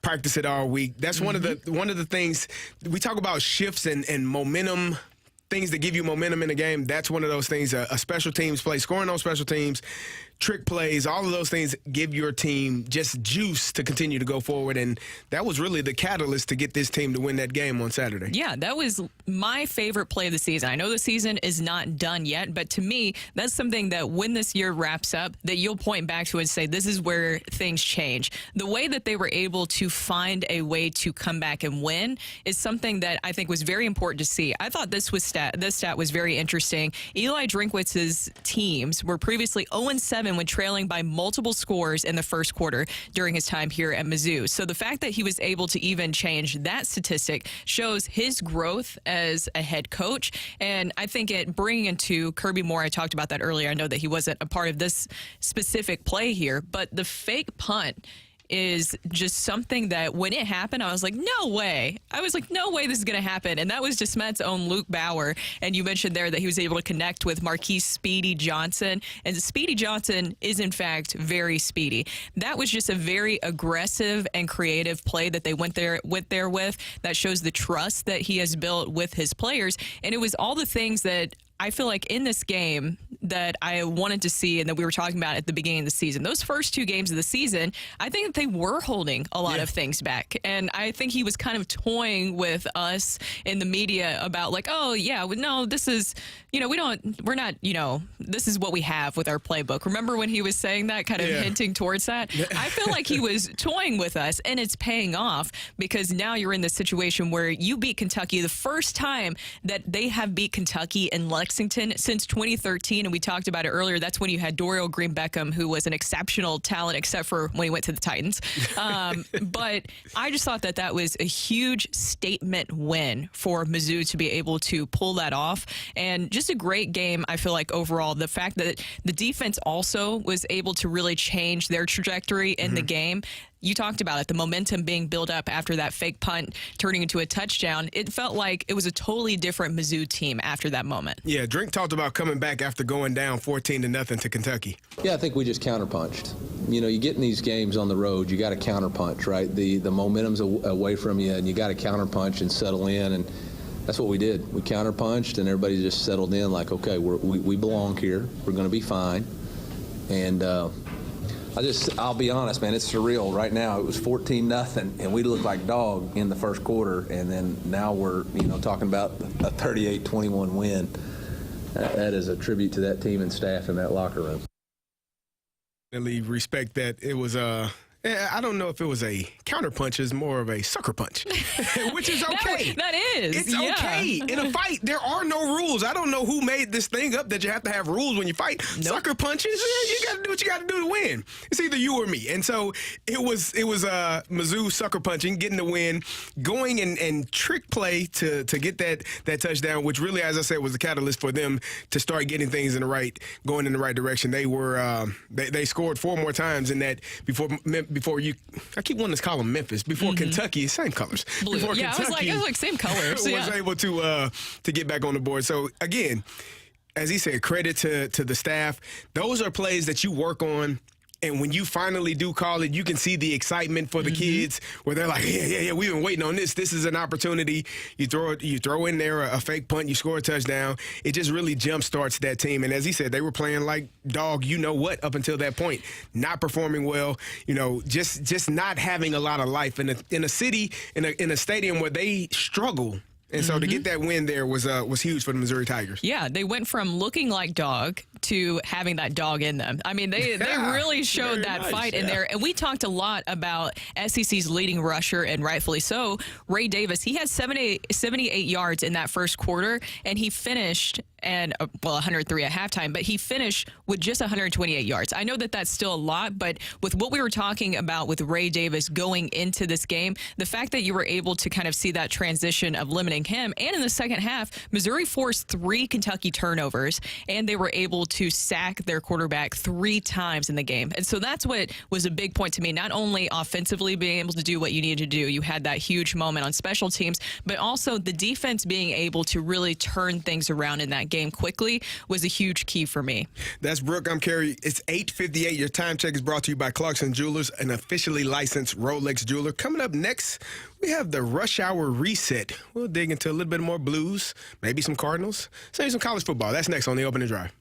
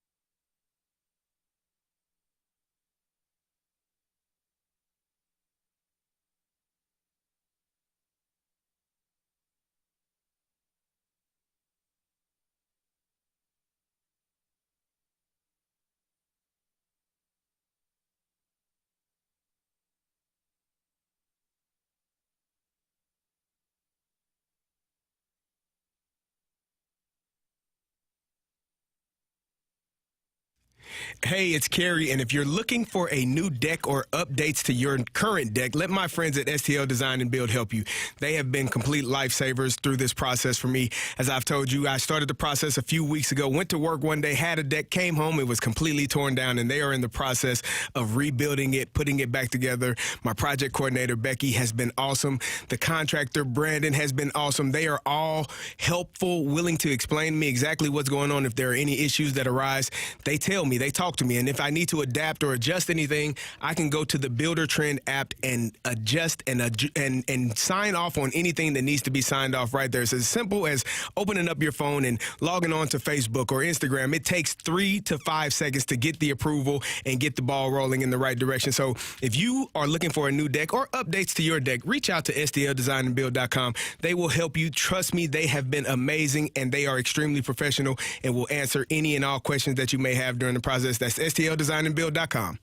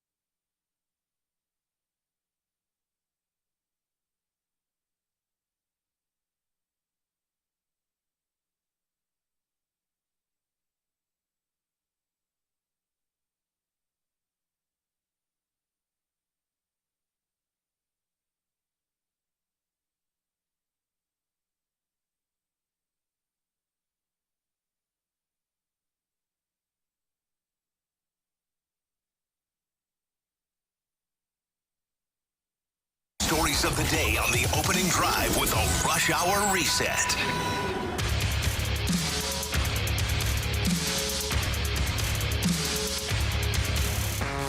Eberle will be the shooter. Brings it in on Bennington. Cuts it into the middle. Eberle waits, shoots, save Bennington. Bring out the Zamboni. It's a home opener win for the St. Louis Blues, who picked up 3 out of 4 points on the first 2 games of the year. 2-1 the final tonight. That is voice of the Blues, Chris Kerber, with the final call where the Blues were able to beat the Seattle Kraken 2-1 via the shootout this past weekend. And guys, that was a really, really good win. The fact that you're able to get that done in the home opener, I think, is encouraging. Not so encouraging, though, is Jeremy Rutherford of The Athletic gave an update this morning. If you go check it out on X, formerly known as Twitter, he talked about that Pavel Buchnevich likely will be out 1 to 2 weeks. I know that we talked to Chris Kerber about that earlier, Carrie, but Pavel Buchnevich, I feel like everybody going to this season said, yeah, that's going to be our MVP of the season. That is the guy that we're going to look to make sure we have a successful season. You hope that it's something, I know it's 1 to 2 weeks, but you hope that it's something like Kerb said isn't going to linger for the rest of the season and be a problem for him. Yeah, he's one of the, you talk about one of their best players, Kerb's talked about, he's on the penalty kill, he's on the power play, he's one of their most important players, and to have him out for an extended period of time or no matter how long it is, it's going to be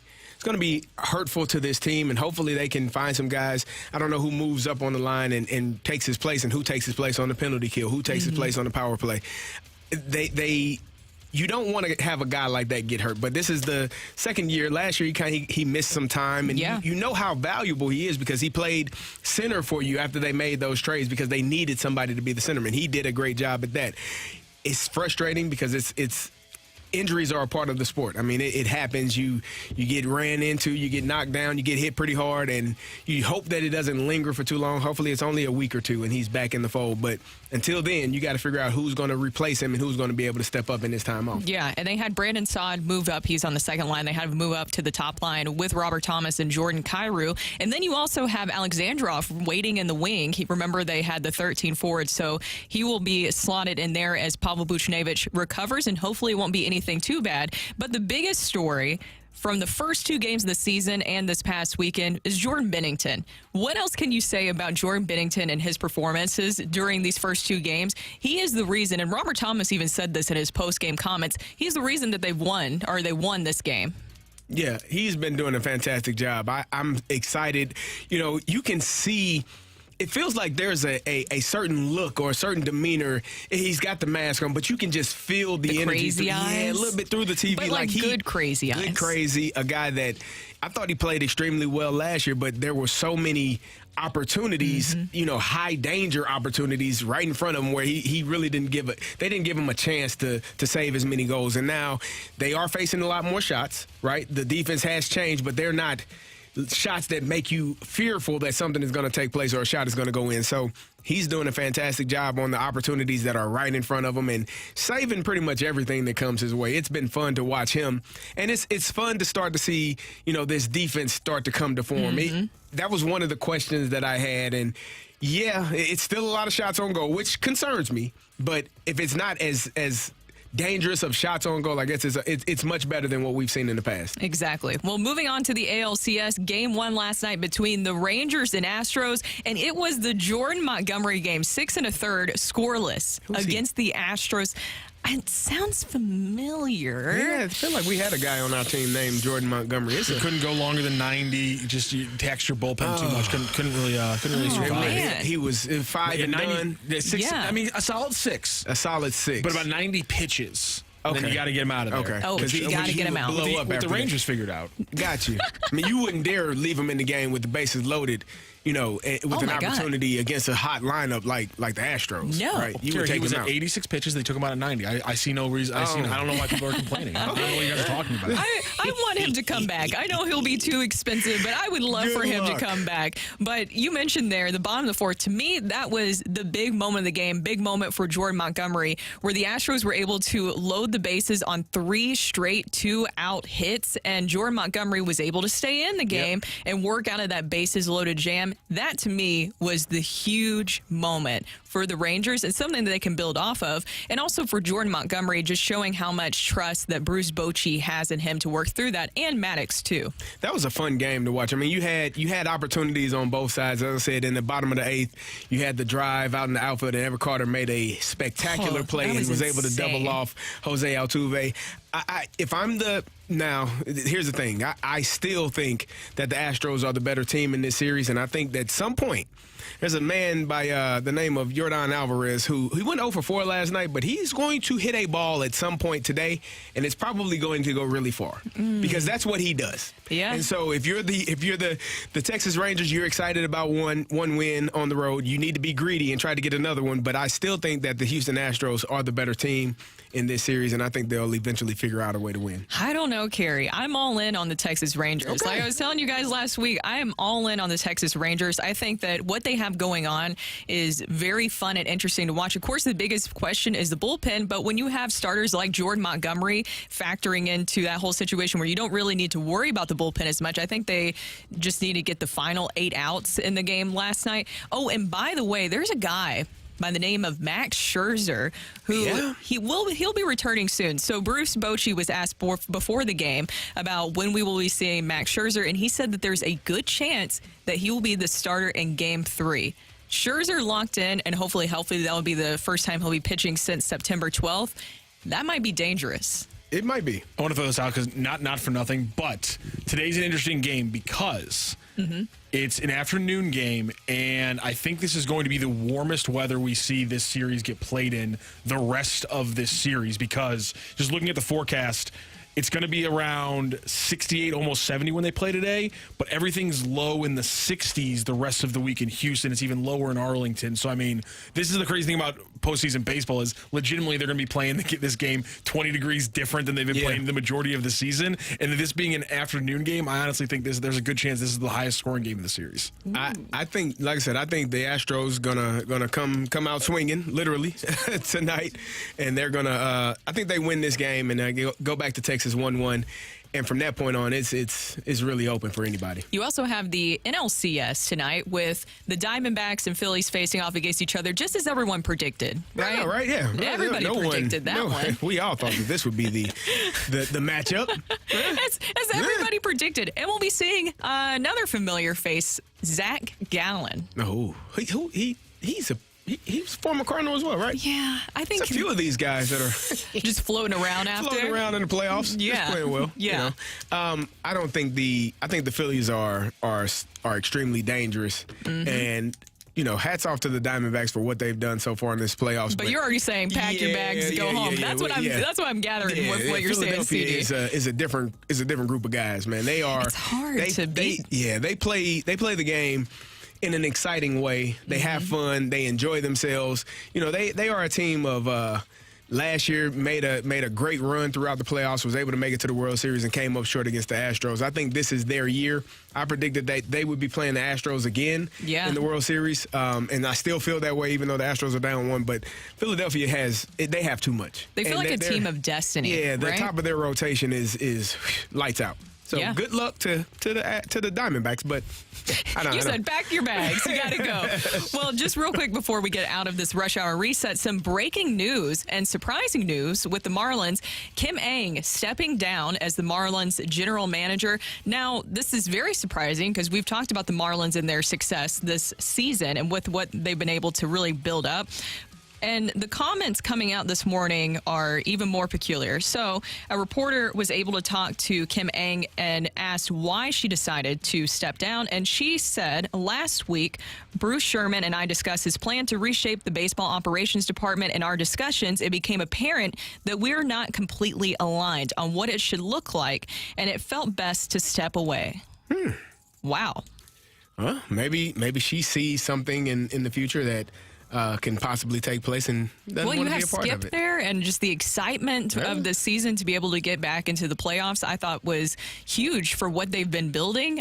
There feels like there has to be even more to this story, right? Probably, or maybe you just want to distance yourself from something that you don't think aligns with how you feel things should go. And I think that's the best way. If you're not all on the same page, you don't want to be a part of something that is not going to be good or you don't view as being good going forward. So that happens in business and in life, and people have to make choices that are in their best interest and go forward and move on. She'll get a lot of job offers. So just a refresher, that was Kim Ng is out as the Marlins general manager. So it'll be interesting to watch to see what happens with that.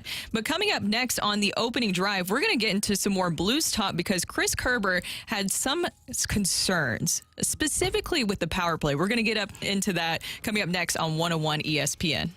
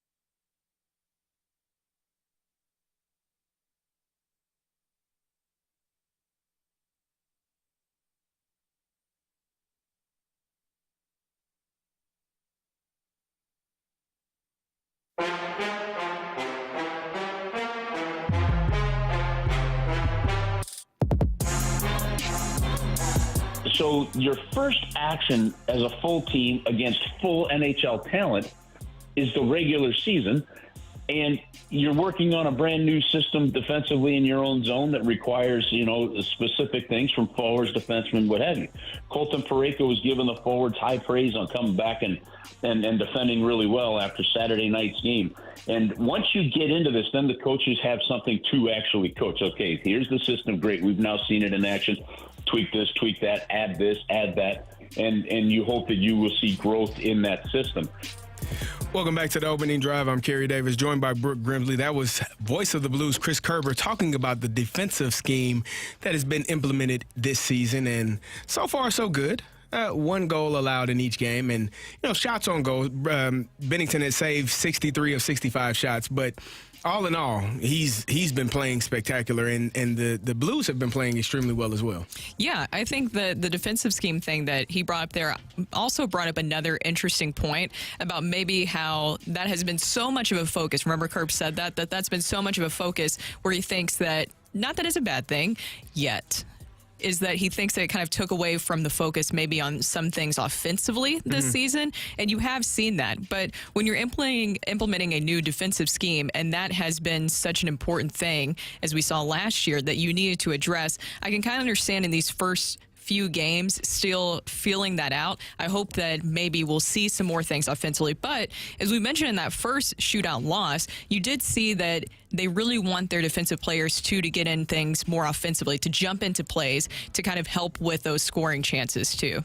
Yeah, I mean, I just like the fact that it is much better. It's not people parking right in front of the goalie. It's not people, with the ability to get rebounds and put the puck back in the net. You wanted to limit those opportunities, and I think they have done a pretty good job of that, because last year it was tough to watch. It was 3-4 goals a night, and it felt like it could have been more on most nights. And that's with Jordan Bennington playing extremely well. This year he's playing extremely well again. It's only a couple of games in, but making big time saves, and really, I think the thing that I enjoy most, and one of the reasons why I have always said that hockey players are tougher than football players, is the ability to block shots, because I'm not standing in front of a slap shot ever. No. I will block Ray Lewis 45 times a game before I stand in front of one slap shot. Really? You would do that? No question about it.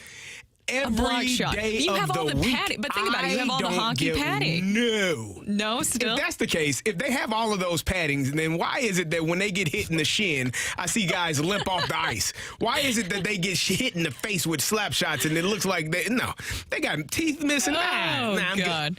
And I refuse. Sign me up to block James Harrison every play before I take one slap shot. No, sir. There's no way. And they had 17 block shots. I think Colton Parayko accounted for 6 of those block shots. And so you want to see that progression for Parayko and stuff. I just don't want to be too hard just yet on anything with the Blues. I know that we already got some texts in that said that, they look a little too flat-footed. Then some saying that they're not impressed yet. I think that you still have to give this a lot of time. Losing Pavel Buchnevich, I think, is a huge loss for the Blues, and hopefully it really is going to be just 1 to 2 weeks and something that doesn't linger on for the rest of the season, because I think that he is the X factor for the Blues this season. If Pavel Buchnevich is healthy and he is playing well, which he does when he is healthy, then I feel like he is your X factor for the Blues this season, the catalyst. For me, one of the biggest concerns, and Chris Kerber talked about it, was the power play so far. It has not gotten off to a very good start.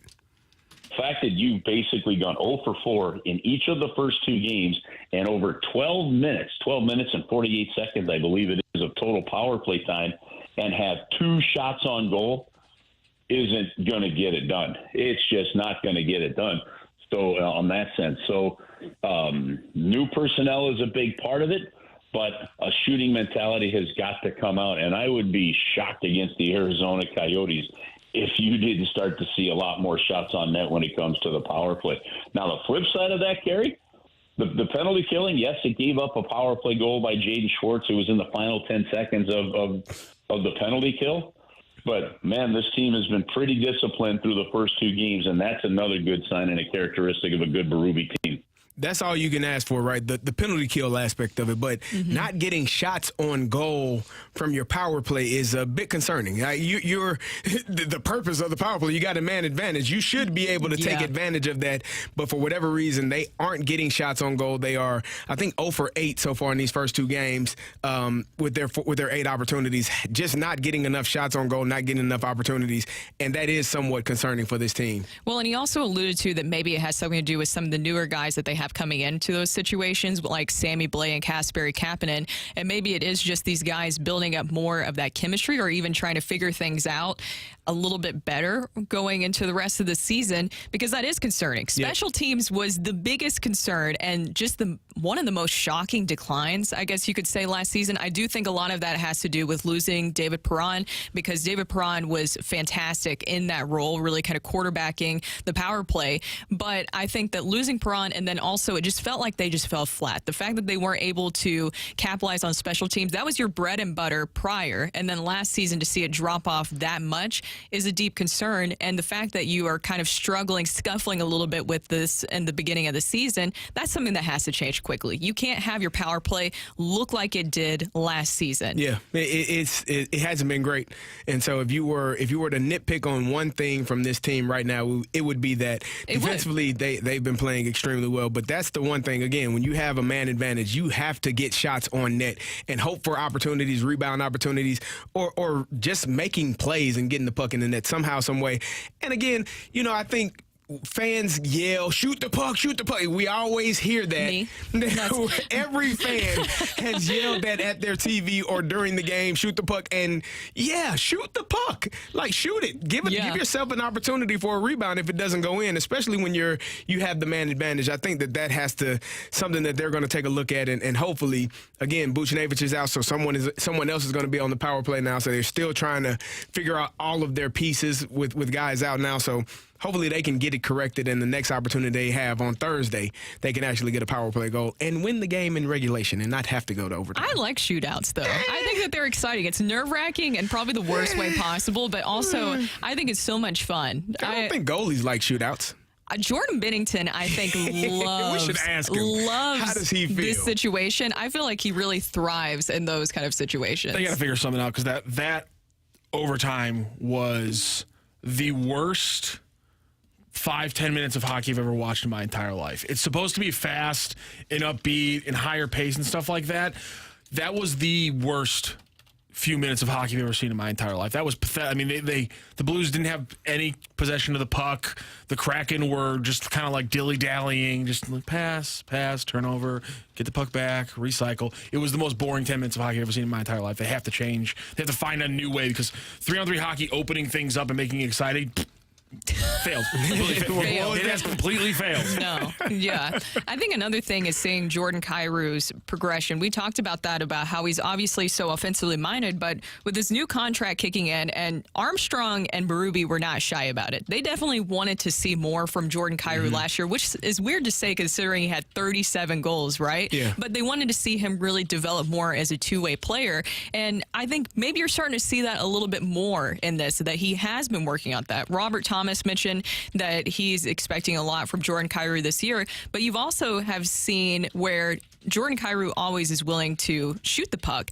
but also where you were able to see him kind of in some situations where he's kind of progressed defensively as a forward too. I was thinking about just in that first period where he took away a backdoor pass, and I thought that was a situation where, like, okay, that's some progression from Jordan Kyrou this season. And I think he is such a special young talent. It's just developing into more what I think we all know he has the full potential to be. He has an elite talent set of skills, and so you know what he brings to the team offensively. I think when you're talking about what they wanted to see more of him, it's more of the commitment to being an all-around player.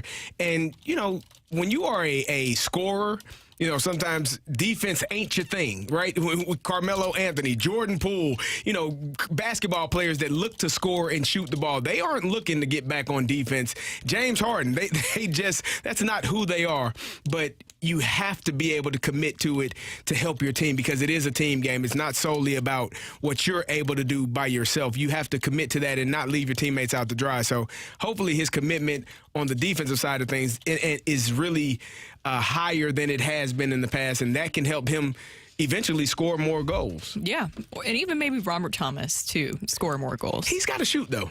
He's a pass-first player, which obviously he's got a line with Buchnevich and Jordan Caruso. He wants to get those guys involved. That's his bread and butter is getting those guys involved. But there are times where he has to say, you know what, this is my opportunity. I got to shoot this puck and see if I can get it in. He had a great opportunity the first game where he just missed it late there in the game and was unable to score. But I think those opportunities, the more that they present themselves, hopefully he looks to score as opposed to passing it to other guys to getting them to score. Exactly. Either way, you have the Coyotes this week, and so we'll see if there will be even more progression. And I guess you guys don't want another shootout. No more three straight shootouts. I'm okay with it. I'm not. I have to watch this pathetic overtime to get to the shootout, Brooks. They got to fix that. It's almost like you knew it was coming, right?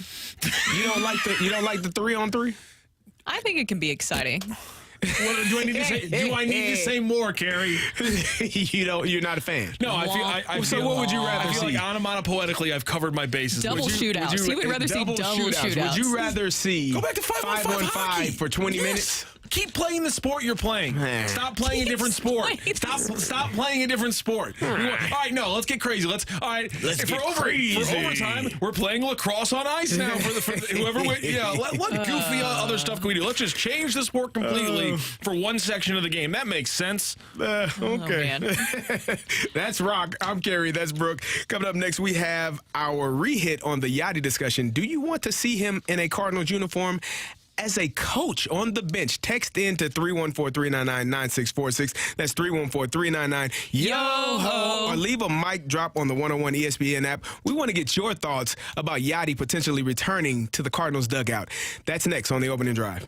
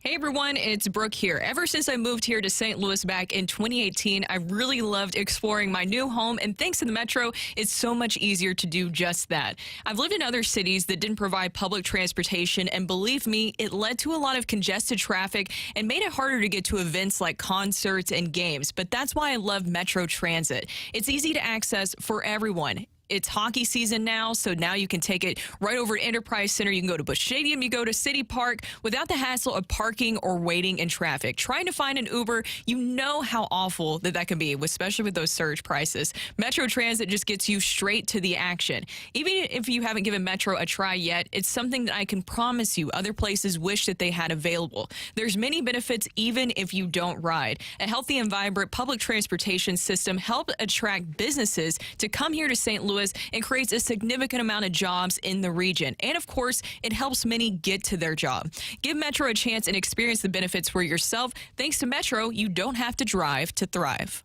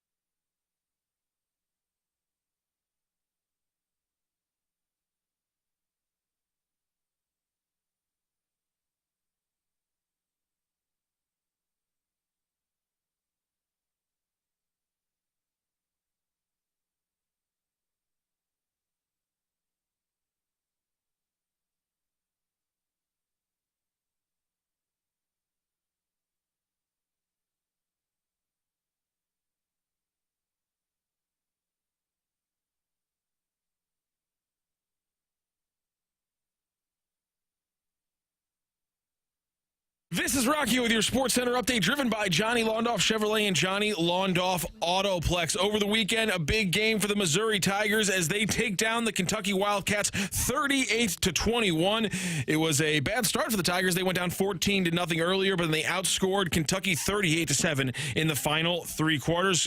Mizzou will face off against South Carolina with a 2:30 p.m. kickoff coming up this weekend. And also over the weekend, ALCS Game 1, the Rangers over the Astros Game 2 later today at 3:37. And the Blues back in action, a little bit of a break here for Game 3 as they face off against the Coyotes on Thursday. That is your Sports Center update, driven by Johnny Londoff. Find your road to shop 24/7 at londoff.com and londoffAutoplex.com.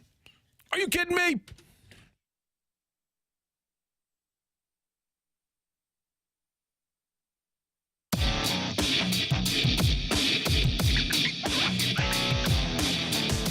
Brings me back to Molina. The Cardinals need to beef up their staff. Add someone who Ollie respects and would listen to. Someone the players respect and would listen to. I think Molina checks that box. Enough so, I'm told, there's mutual interest. Keep in mind, this wouldn't just be a publicity stunt or a way to excite a frustrated fan base. Molina has managed at the international level, and it's believed he wants to manage in the big leagues. This would be a step in that direction. Now, at this point, I don't think the Cardinals have made an offer, and it's not clear if Molina would accept. But the idea of Yadi back to the Cardinals is on the table. And after their disastrous season, everything should be on the table. That was Martin Kilcoyne of Fox 2 with his TKO segment talking about that the Cardinals and Yadi Molina have possibly had discussions about a possible return. You like how I put possible in all those because anything is possible, but is this possible that Yadi Molina could come back and be a part of the coaching staff for the Cardinals? And to me, the way that he phrased it kind of sounds soon, right? It sounds like this is something that could be happening soon. You know, you've heard the Cardinals say that they want a quick turnaround in 2024. I feel like Yadi Molina, having him as a part of your staff does that because he's a guy who's been there, done that, has the experience. He's basically behind the scenes, and well, I wouldn't even say behind the scenes. I think everybody's fully aware what Yadi Molina has meant to this organization, not only to the position that he has played for so many years, but also to what he was able to do with the pitchers. Mm-hmm. He really, really made things so much easier for the pitchers. They talked about that, about how he was essentially like another pitching coach, and that's why I think if you do bring him back, you make him your pitching coach. We saw it happen with Dave Duncan. It can be something that you can do, and I think it's something the Cardinals should do moving forward. I feel like that's something that helps them in so many different ways, but also when you're approaching a big free agency, talk about attracting some big pitchers. You're going to spend some money, and then they hear, oh, wait, Yadi Molina is going to be there to also help with the coaching staff. I think that would be huge for the Cardinals. It would be. And I thought about this. What if we talked last week about the Cardinals delaying their press conference until after the World Series. What if this is the news that they were waiting to get or working to get? If that's the case, then yeah, by all means, take as much time as you need. Take as much time. I would like to pull back all of the comments that I had as it pertained to you all wasting our time. Like if that's what we are waiting for, I would like to retract my comments, and now I can wait. I can wait with my hands buried, waiting for good things to come for the Cardinals organization. If that's what the news is going to be when they decide to have this press conference, whenever it may be. But I think Yadi being back would be awesome. It would be awesome for the team, for a young group of guys that are still trying to learn the Cardinal way. You got two future Hall of Famers in Goldie and Arenado, but from my perspective, they're leaders by what they do, by action, but not really so much leaders in terms of, hey, talking to the younger guys or showing them the way. You need to have both on the team. You got to have guys that talk and bring the young guys into the fold, and you got to have guys that don't say much, but they just show up to work every single day. And so those, to me, are usually the best teams.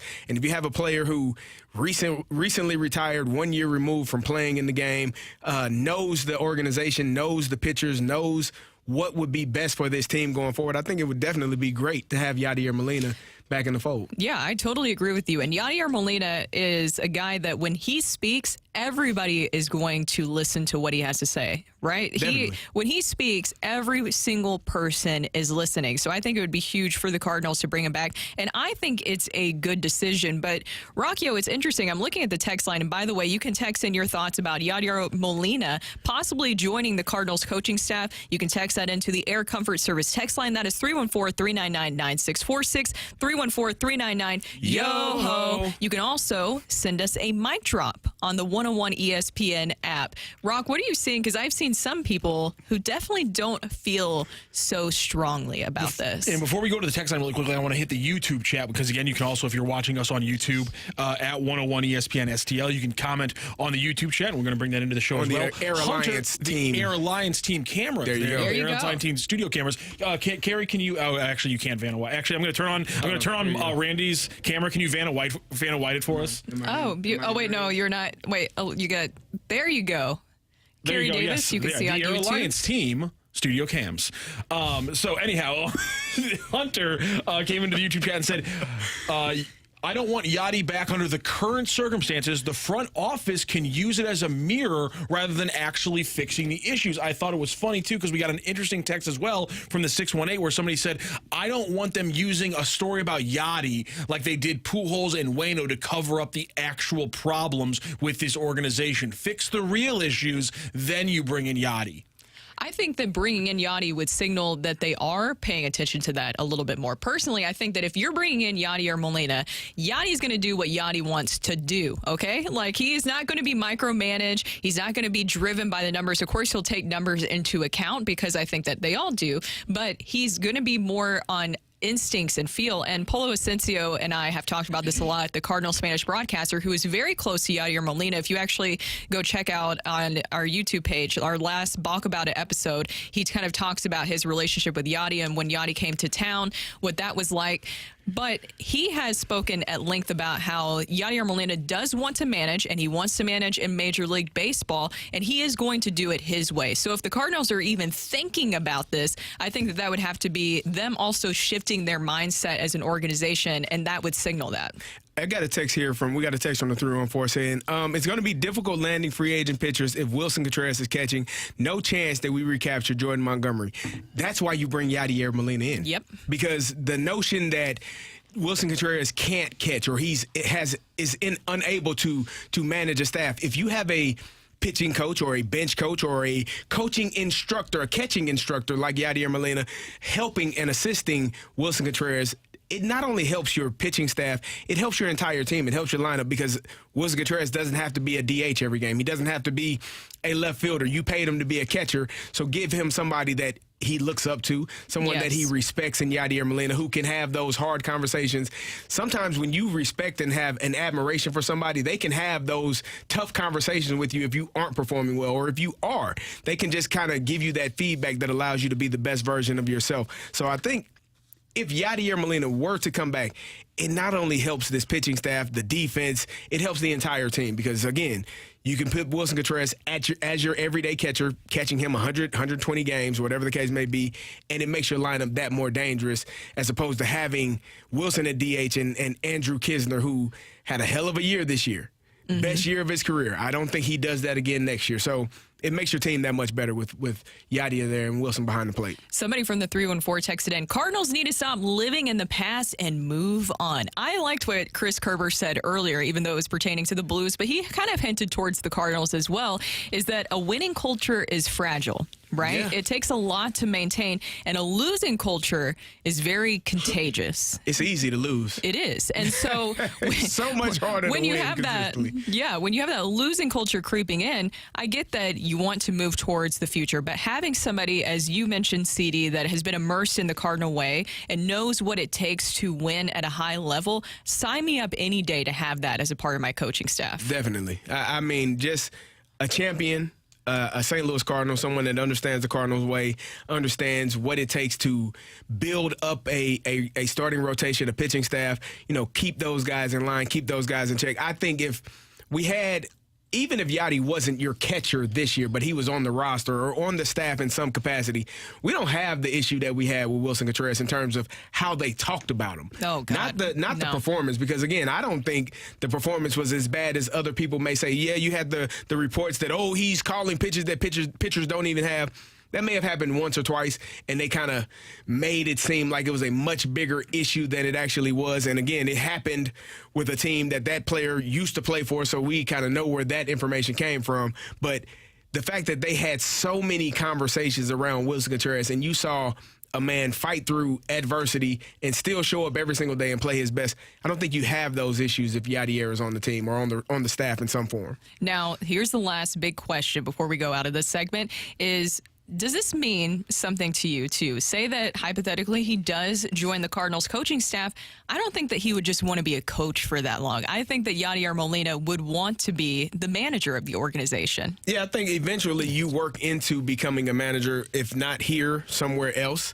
But starting as a position coach or a bench coach or a the pitching coach. He's not going to do it for 5 years. He's not waiting around. I don't think he would have to, because you know who he is, you know what he's done in his career and how intelligent he is at that position and understanding how to manage games. A catcher is an extension of the manager, right? They are supposed to be the one that can get everyone aligned defensively. They can make sure that everyone is in the right place, calling the pitches for the staff to get guys out or get them to hit the ball on the ground so we can hit them right into the double play. All of those things are part of the catcher's role, just an extension of what's going on in the dugout onto the field.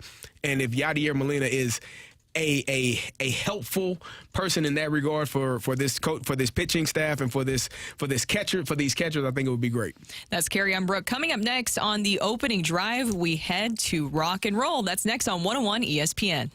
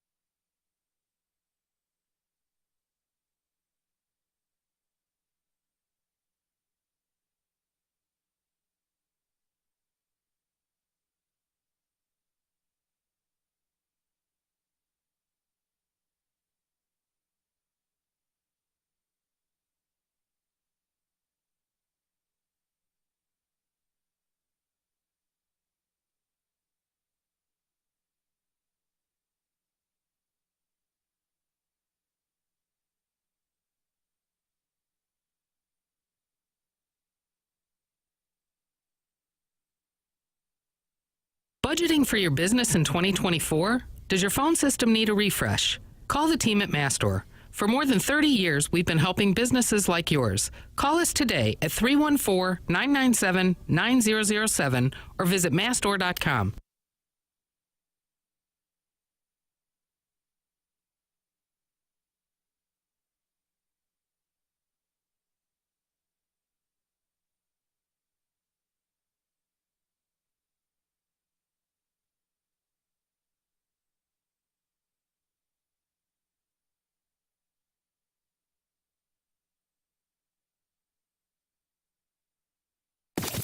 .101 ESPN has your chance to win free tickets to Tim McGraw. With special guest Carly Pierce on Friday night, March 22nd at Enterprise Center. Tim McGraw is returning for a huge show at Enterprise Center, and 101 ESPN has your chance to win free tickets for the show. Get entered to win right now at 101ESPN.com or on your 101 mobile app.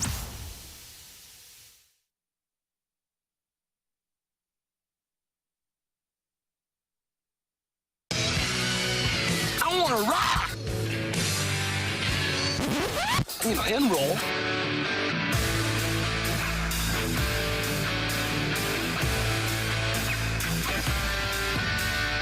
Let's rock. Let's rock today. Welcome back to the opening drive. 101 ESPN has your chance to score a pair of tickets to see John Party with special guests Midland and Ella Langley this Saturday night, October 21st at Shea Fitz Arena. Tickets are on sale now, or you can text in to 314-399-9646. That's 314-399. Yo-ho! For your chance to win free tickets to see John Party this Saturday. Find all the ticket details now at 101ESPN.com, and we will have a texter who texts in a number that Rocc is going to let us know here shortly. Yeah, what do we have? We're back with a grab bag giveaway because I know how much Carrie loves doing those. So Carrie's ready to go. We're going to do a grab bag giveaway. Carrie, there's, I think, one hiding in here that we've already done. So if you pick that one out, just throw it away. Oh, I'm definitely using that one again. But here's the thing. So we're going to let Carrie pick out the topic. Then we're going to give everybody a little bit to send in their guess of how many Carrie can get, whatever this is, in 30 seconds. In so a Carrie's minute? going to pick 1 minute? No, you get 30 60 seconds. 30 seconds. Oh, it's always been 30 seconds, Carrie. That stinks. Okay, I get dibs on the next one. I feel like I redeemed myself a little bit. Did you get a bad one? Come on. Did you get one? Is you it the got? same I don't know one? who these people are. Rocc does. Yes. Why would you do that? Is this the? This is the current. I'm so happy. This changes, right? Wait, what is this? Players on the current FIBA U.S. men's national team roster. That was for this. This is past, a Matthew Rocchio special. That is for this past summer's tournament. Was Carrie just God. constantly came after the United States team for not being the dream team because that's a crime apparently. I don't know anybody on this roster. Carrie. This is a bunch of guys that don't even start on the people on their home teams wouldn't even know these guys. All right, there are 15 players that were on the USA FIBA World Cup roster this past summer, Carrie. There were 15 players, so everyone send in your guess. Out of the 15 players on the 2023 FIBA World Cup roster, how many can Carrie Davis You can give me 30 minutes. In 30 seconds, we're going to let people get their guesses in. Carrie, let them know. How are you feeling about this? Not great. I think he already told us. Yeah. Are you ready, Rocc? I'm making sure. I'm just making sure we get all our guesses in. All right, we're gonna. Okay. Wow. No one giving Carrie a lot of help here. You really lowered the expectations, and we're gonna cut off the guesses right now, and we're gonna give Carrie 30 seconds. Carrie Davis, are you ready, my good friend? All right, ready? Yep. Set. Go. Anthony Edwards. Anthony Edwards is the only one that I can think of. He's the only one that matters. Now, when we get done with this, I want you to read off the names of the people and tell me who he played for. I like how you just want to tell me. Josh plays for the Knicks, I think. He played for a bunch of teams. Josh. You have 10 seconds. Man. Come on, I told you Anthony these people. Edwards. Now, if it's the team that's coming up, Steph Curry, Joel Embiid, Anthony Davis. Exactly. Wrong. Time's up. Anthony Edwards. outwards. This is so disappointing. Carrie, Josh, what's Josh's last name? Carrie, Josh Hart. Him. He's most famous for doing the look Carrie, when somebody. Carrie, Yeah, come on, man. I've been disappointing you before. You Gosh, should be. Gosh, yeah, but never to this extent. Who? Okay, name the people. The 2023 United States Men's National Team. If you've heard of these guys. Cup roster. Oh, there will be somebody who's like, I've heard of all these guys. One of the best point guards in the league, Tyrese Halliburton. One of the Who best, he play for? He plays for the Indiana Pacers. Okay. One of the best. How many games do the Indiana Pacers play on primetime TV? I don't have that. Doesn't feel like a lot. Doesn't line not a whole lot. One of the best wings in the league, Mikal Bridges. Mikal Bridges, okay, that's a good one. Cam Johnson, best sixth man in the league. One of the best scorers in the league. Who he play for now? Brandon Ingram scored 30 points per game last year. I didn't know he was on the roster. Him? Paolo Banchero, the rookie of the year last year. Bobby Portis Jr., he throws a mean right hook. Oh, Bobby Portis. Arkansas. Jalen Bobby Brunson, Portis Jr. the point guard There for you go. America's team. You didn't even guess him. America's team, he played for the Cowboys? No, he plays for the Knicks. Josh Hart's on the Knicks. The reigning defensive player of the freaking year, Jaren Jackson Jr., Walker Kessler, and Austin Reeves, the new Great White Hope. So how dare I was going to you? say Austin Reeves, but I wasn't sure if he was there or not. You got one. I only had one for you. So the only one that congratulations. mattered. How many of those guys were All-Stars last year? 4 or 5 of them? Who? Banchero, Jackson, Ingram. Paolo Banchero was an All-Star? Anthony Edwards. Or was he in the rookie game? Might have been in the rookie game. But okay. At the very least, Anthony Edwards, Jaren Jackson Jr., Brandon Ingram. How many of those guys are superstars? All the 3 guys I just mentioned. They aren't superstars. Excuse you? Anthony Edwards is a superstar. Yes. There are levels. They are stars. No, Brandon Ingram's a superstar. No, he isn't. He's a wing who scores 30 points a game. No, he isn't. Get the heck out of here. Fine. Carrie, well, let's talk about something you're a little bit more locked in on. And that, of course, is... Who won? First of all, who's guessed won? It was the 573. Good job. Won. They Good job. They guessed correctly. Because Carrie, it was a low bar. The guesses were between... Somebody said, I thought it was a soccer question. They heard FIFA. FIFA. You probably had better luck with FIFA. We should have just changed the rules. We said FIBA. Carrie, can you name more than one player on the FIFA Men's World Cup? I'm not going to be able to help you. Taylor Twellman?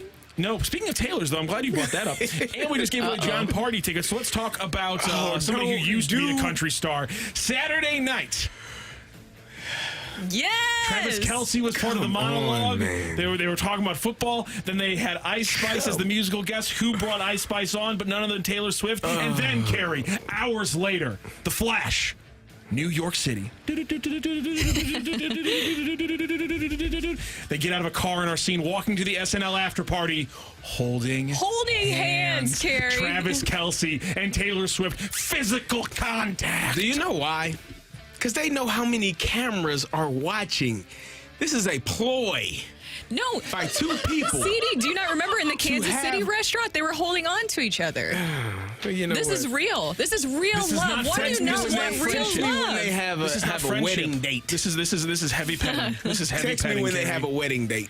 This is beautiful. This is beautiful. This is a love story. Yes. All right. Yes. If you say so. Wait, It's Carrie, magical. I'm sorry. Carrie, what's my nickname again? What I call it? The Thief of Joy? Okay. Yeah, you've earned that, brother. Anybody in St. Louis have a mirror? Does anybody a reflective surface that I can just prop up right here? Just something. Oh, hey, here's a camera. Carrie, look into that camera for me. He's the thief of joy. Matthew Rocchio. Pot calling the kettle on that one, my friend. Oh, man. I'm a little disappointed in you. I'm just a little disappointed in you, Carrie. I'm disappointed. I need you to be excited. I'm disappointed that I didn't get Jalen Brunson. Nah, I'm disappointed in that. Josh Hart, I did know he was on the team. Josh, somebody. You know who I was talking about? The New York Knicks have a big roster. I can't just like. How many games did they win last year? Like 45. Okay. Did they have a run in the playoffs? How many of these guys had runs in the playoffs He that just people wants would to be talk different. about? What is a run? Let me ask you a question. What's a run? Oh, let me ask you a better question. Let me ask you a better question. How many of these guys on that roster are going to be on the Olympic roster? Probably 3. The 3 I mentioned. So then the Brandon Ingram, Anthony the rest of them don't Jaren matter. Jackson Jr.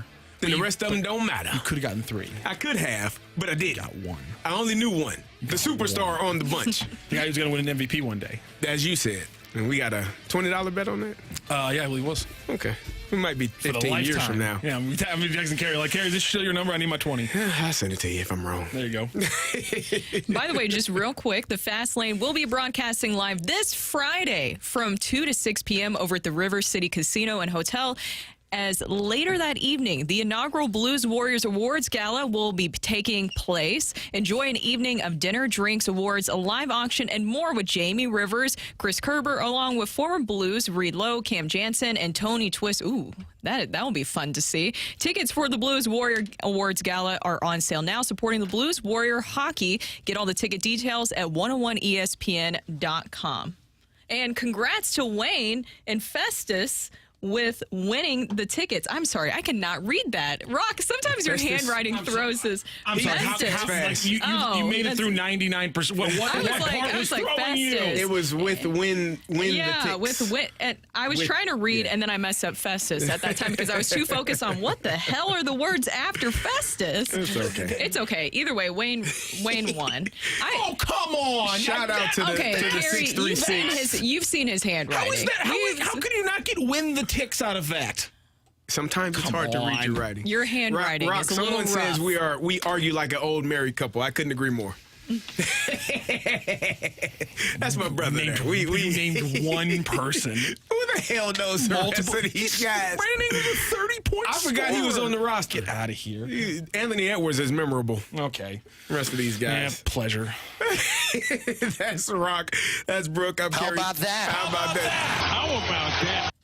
Show us your face. We want to see your face. Who said that? You want to see my face? Coming up next, you got a balloon party with T-Mac and Ajax. T-Mac here? He's been here? He's been here every week. All right. Good for him. Coming up next, the balloon party. That's next on 101 ESPN. That's right.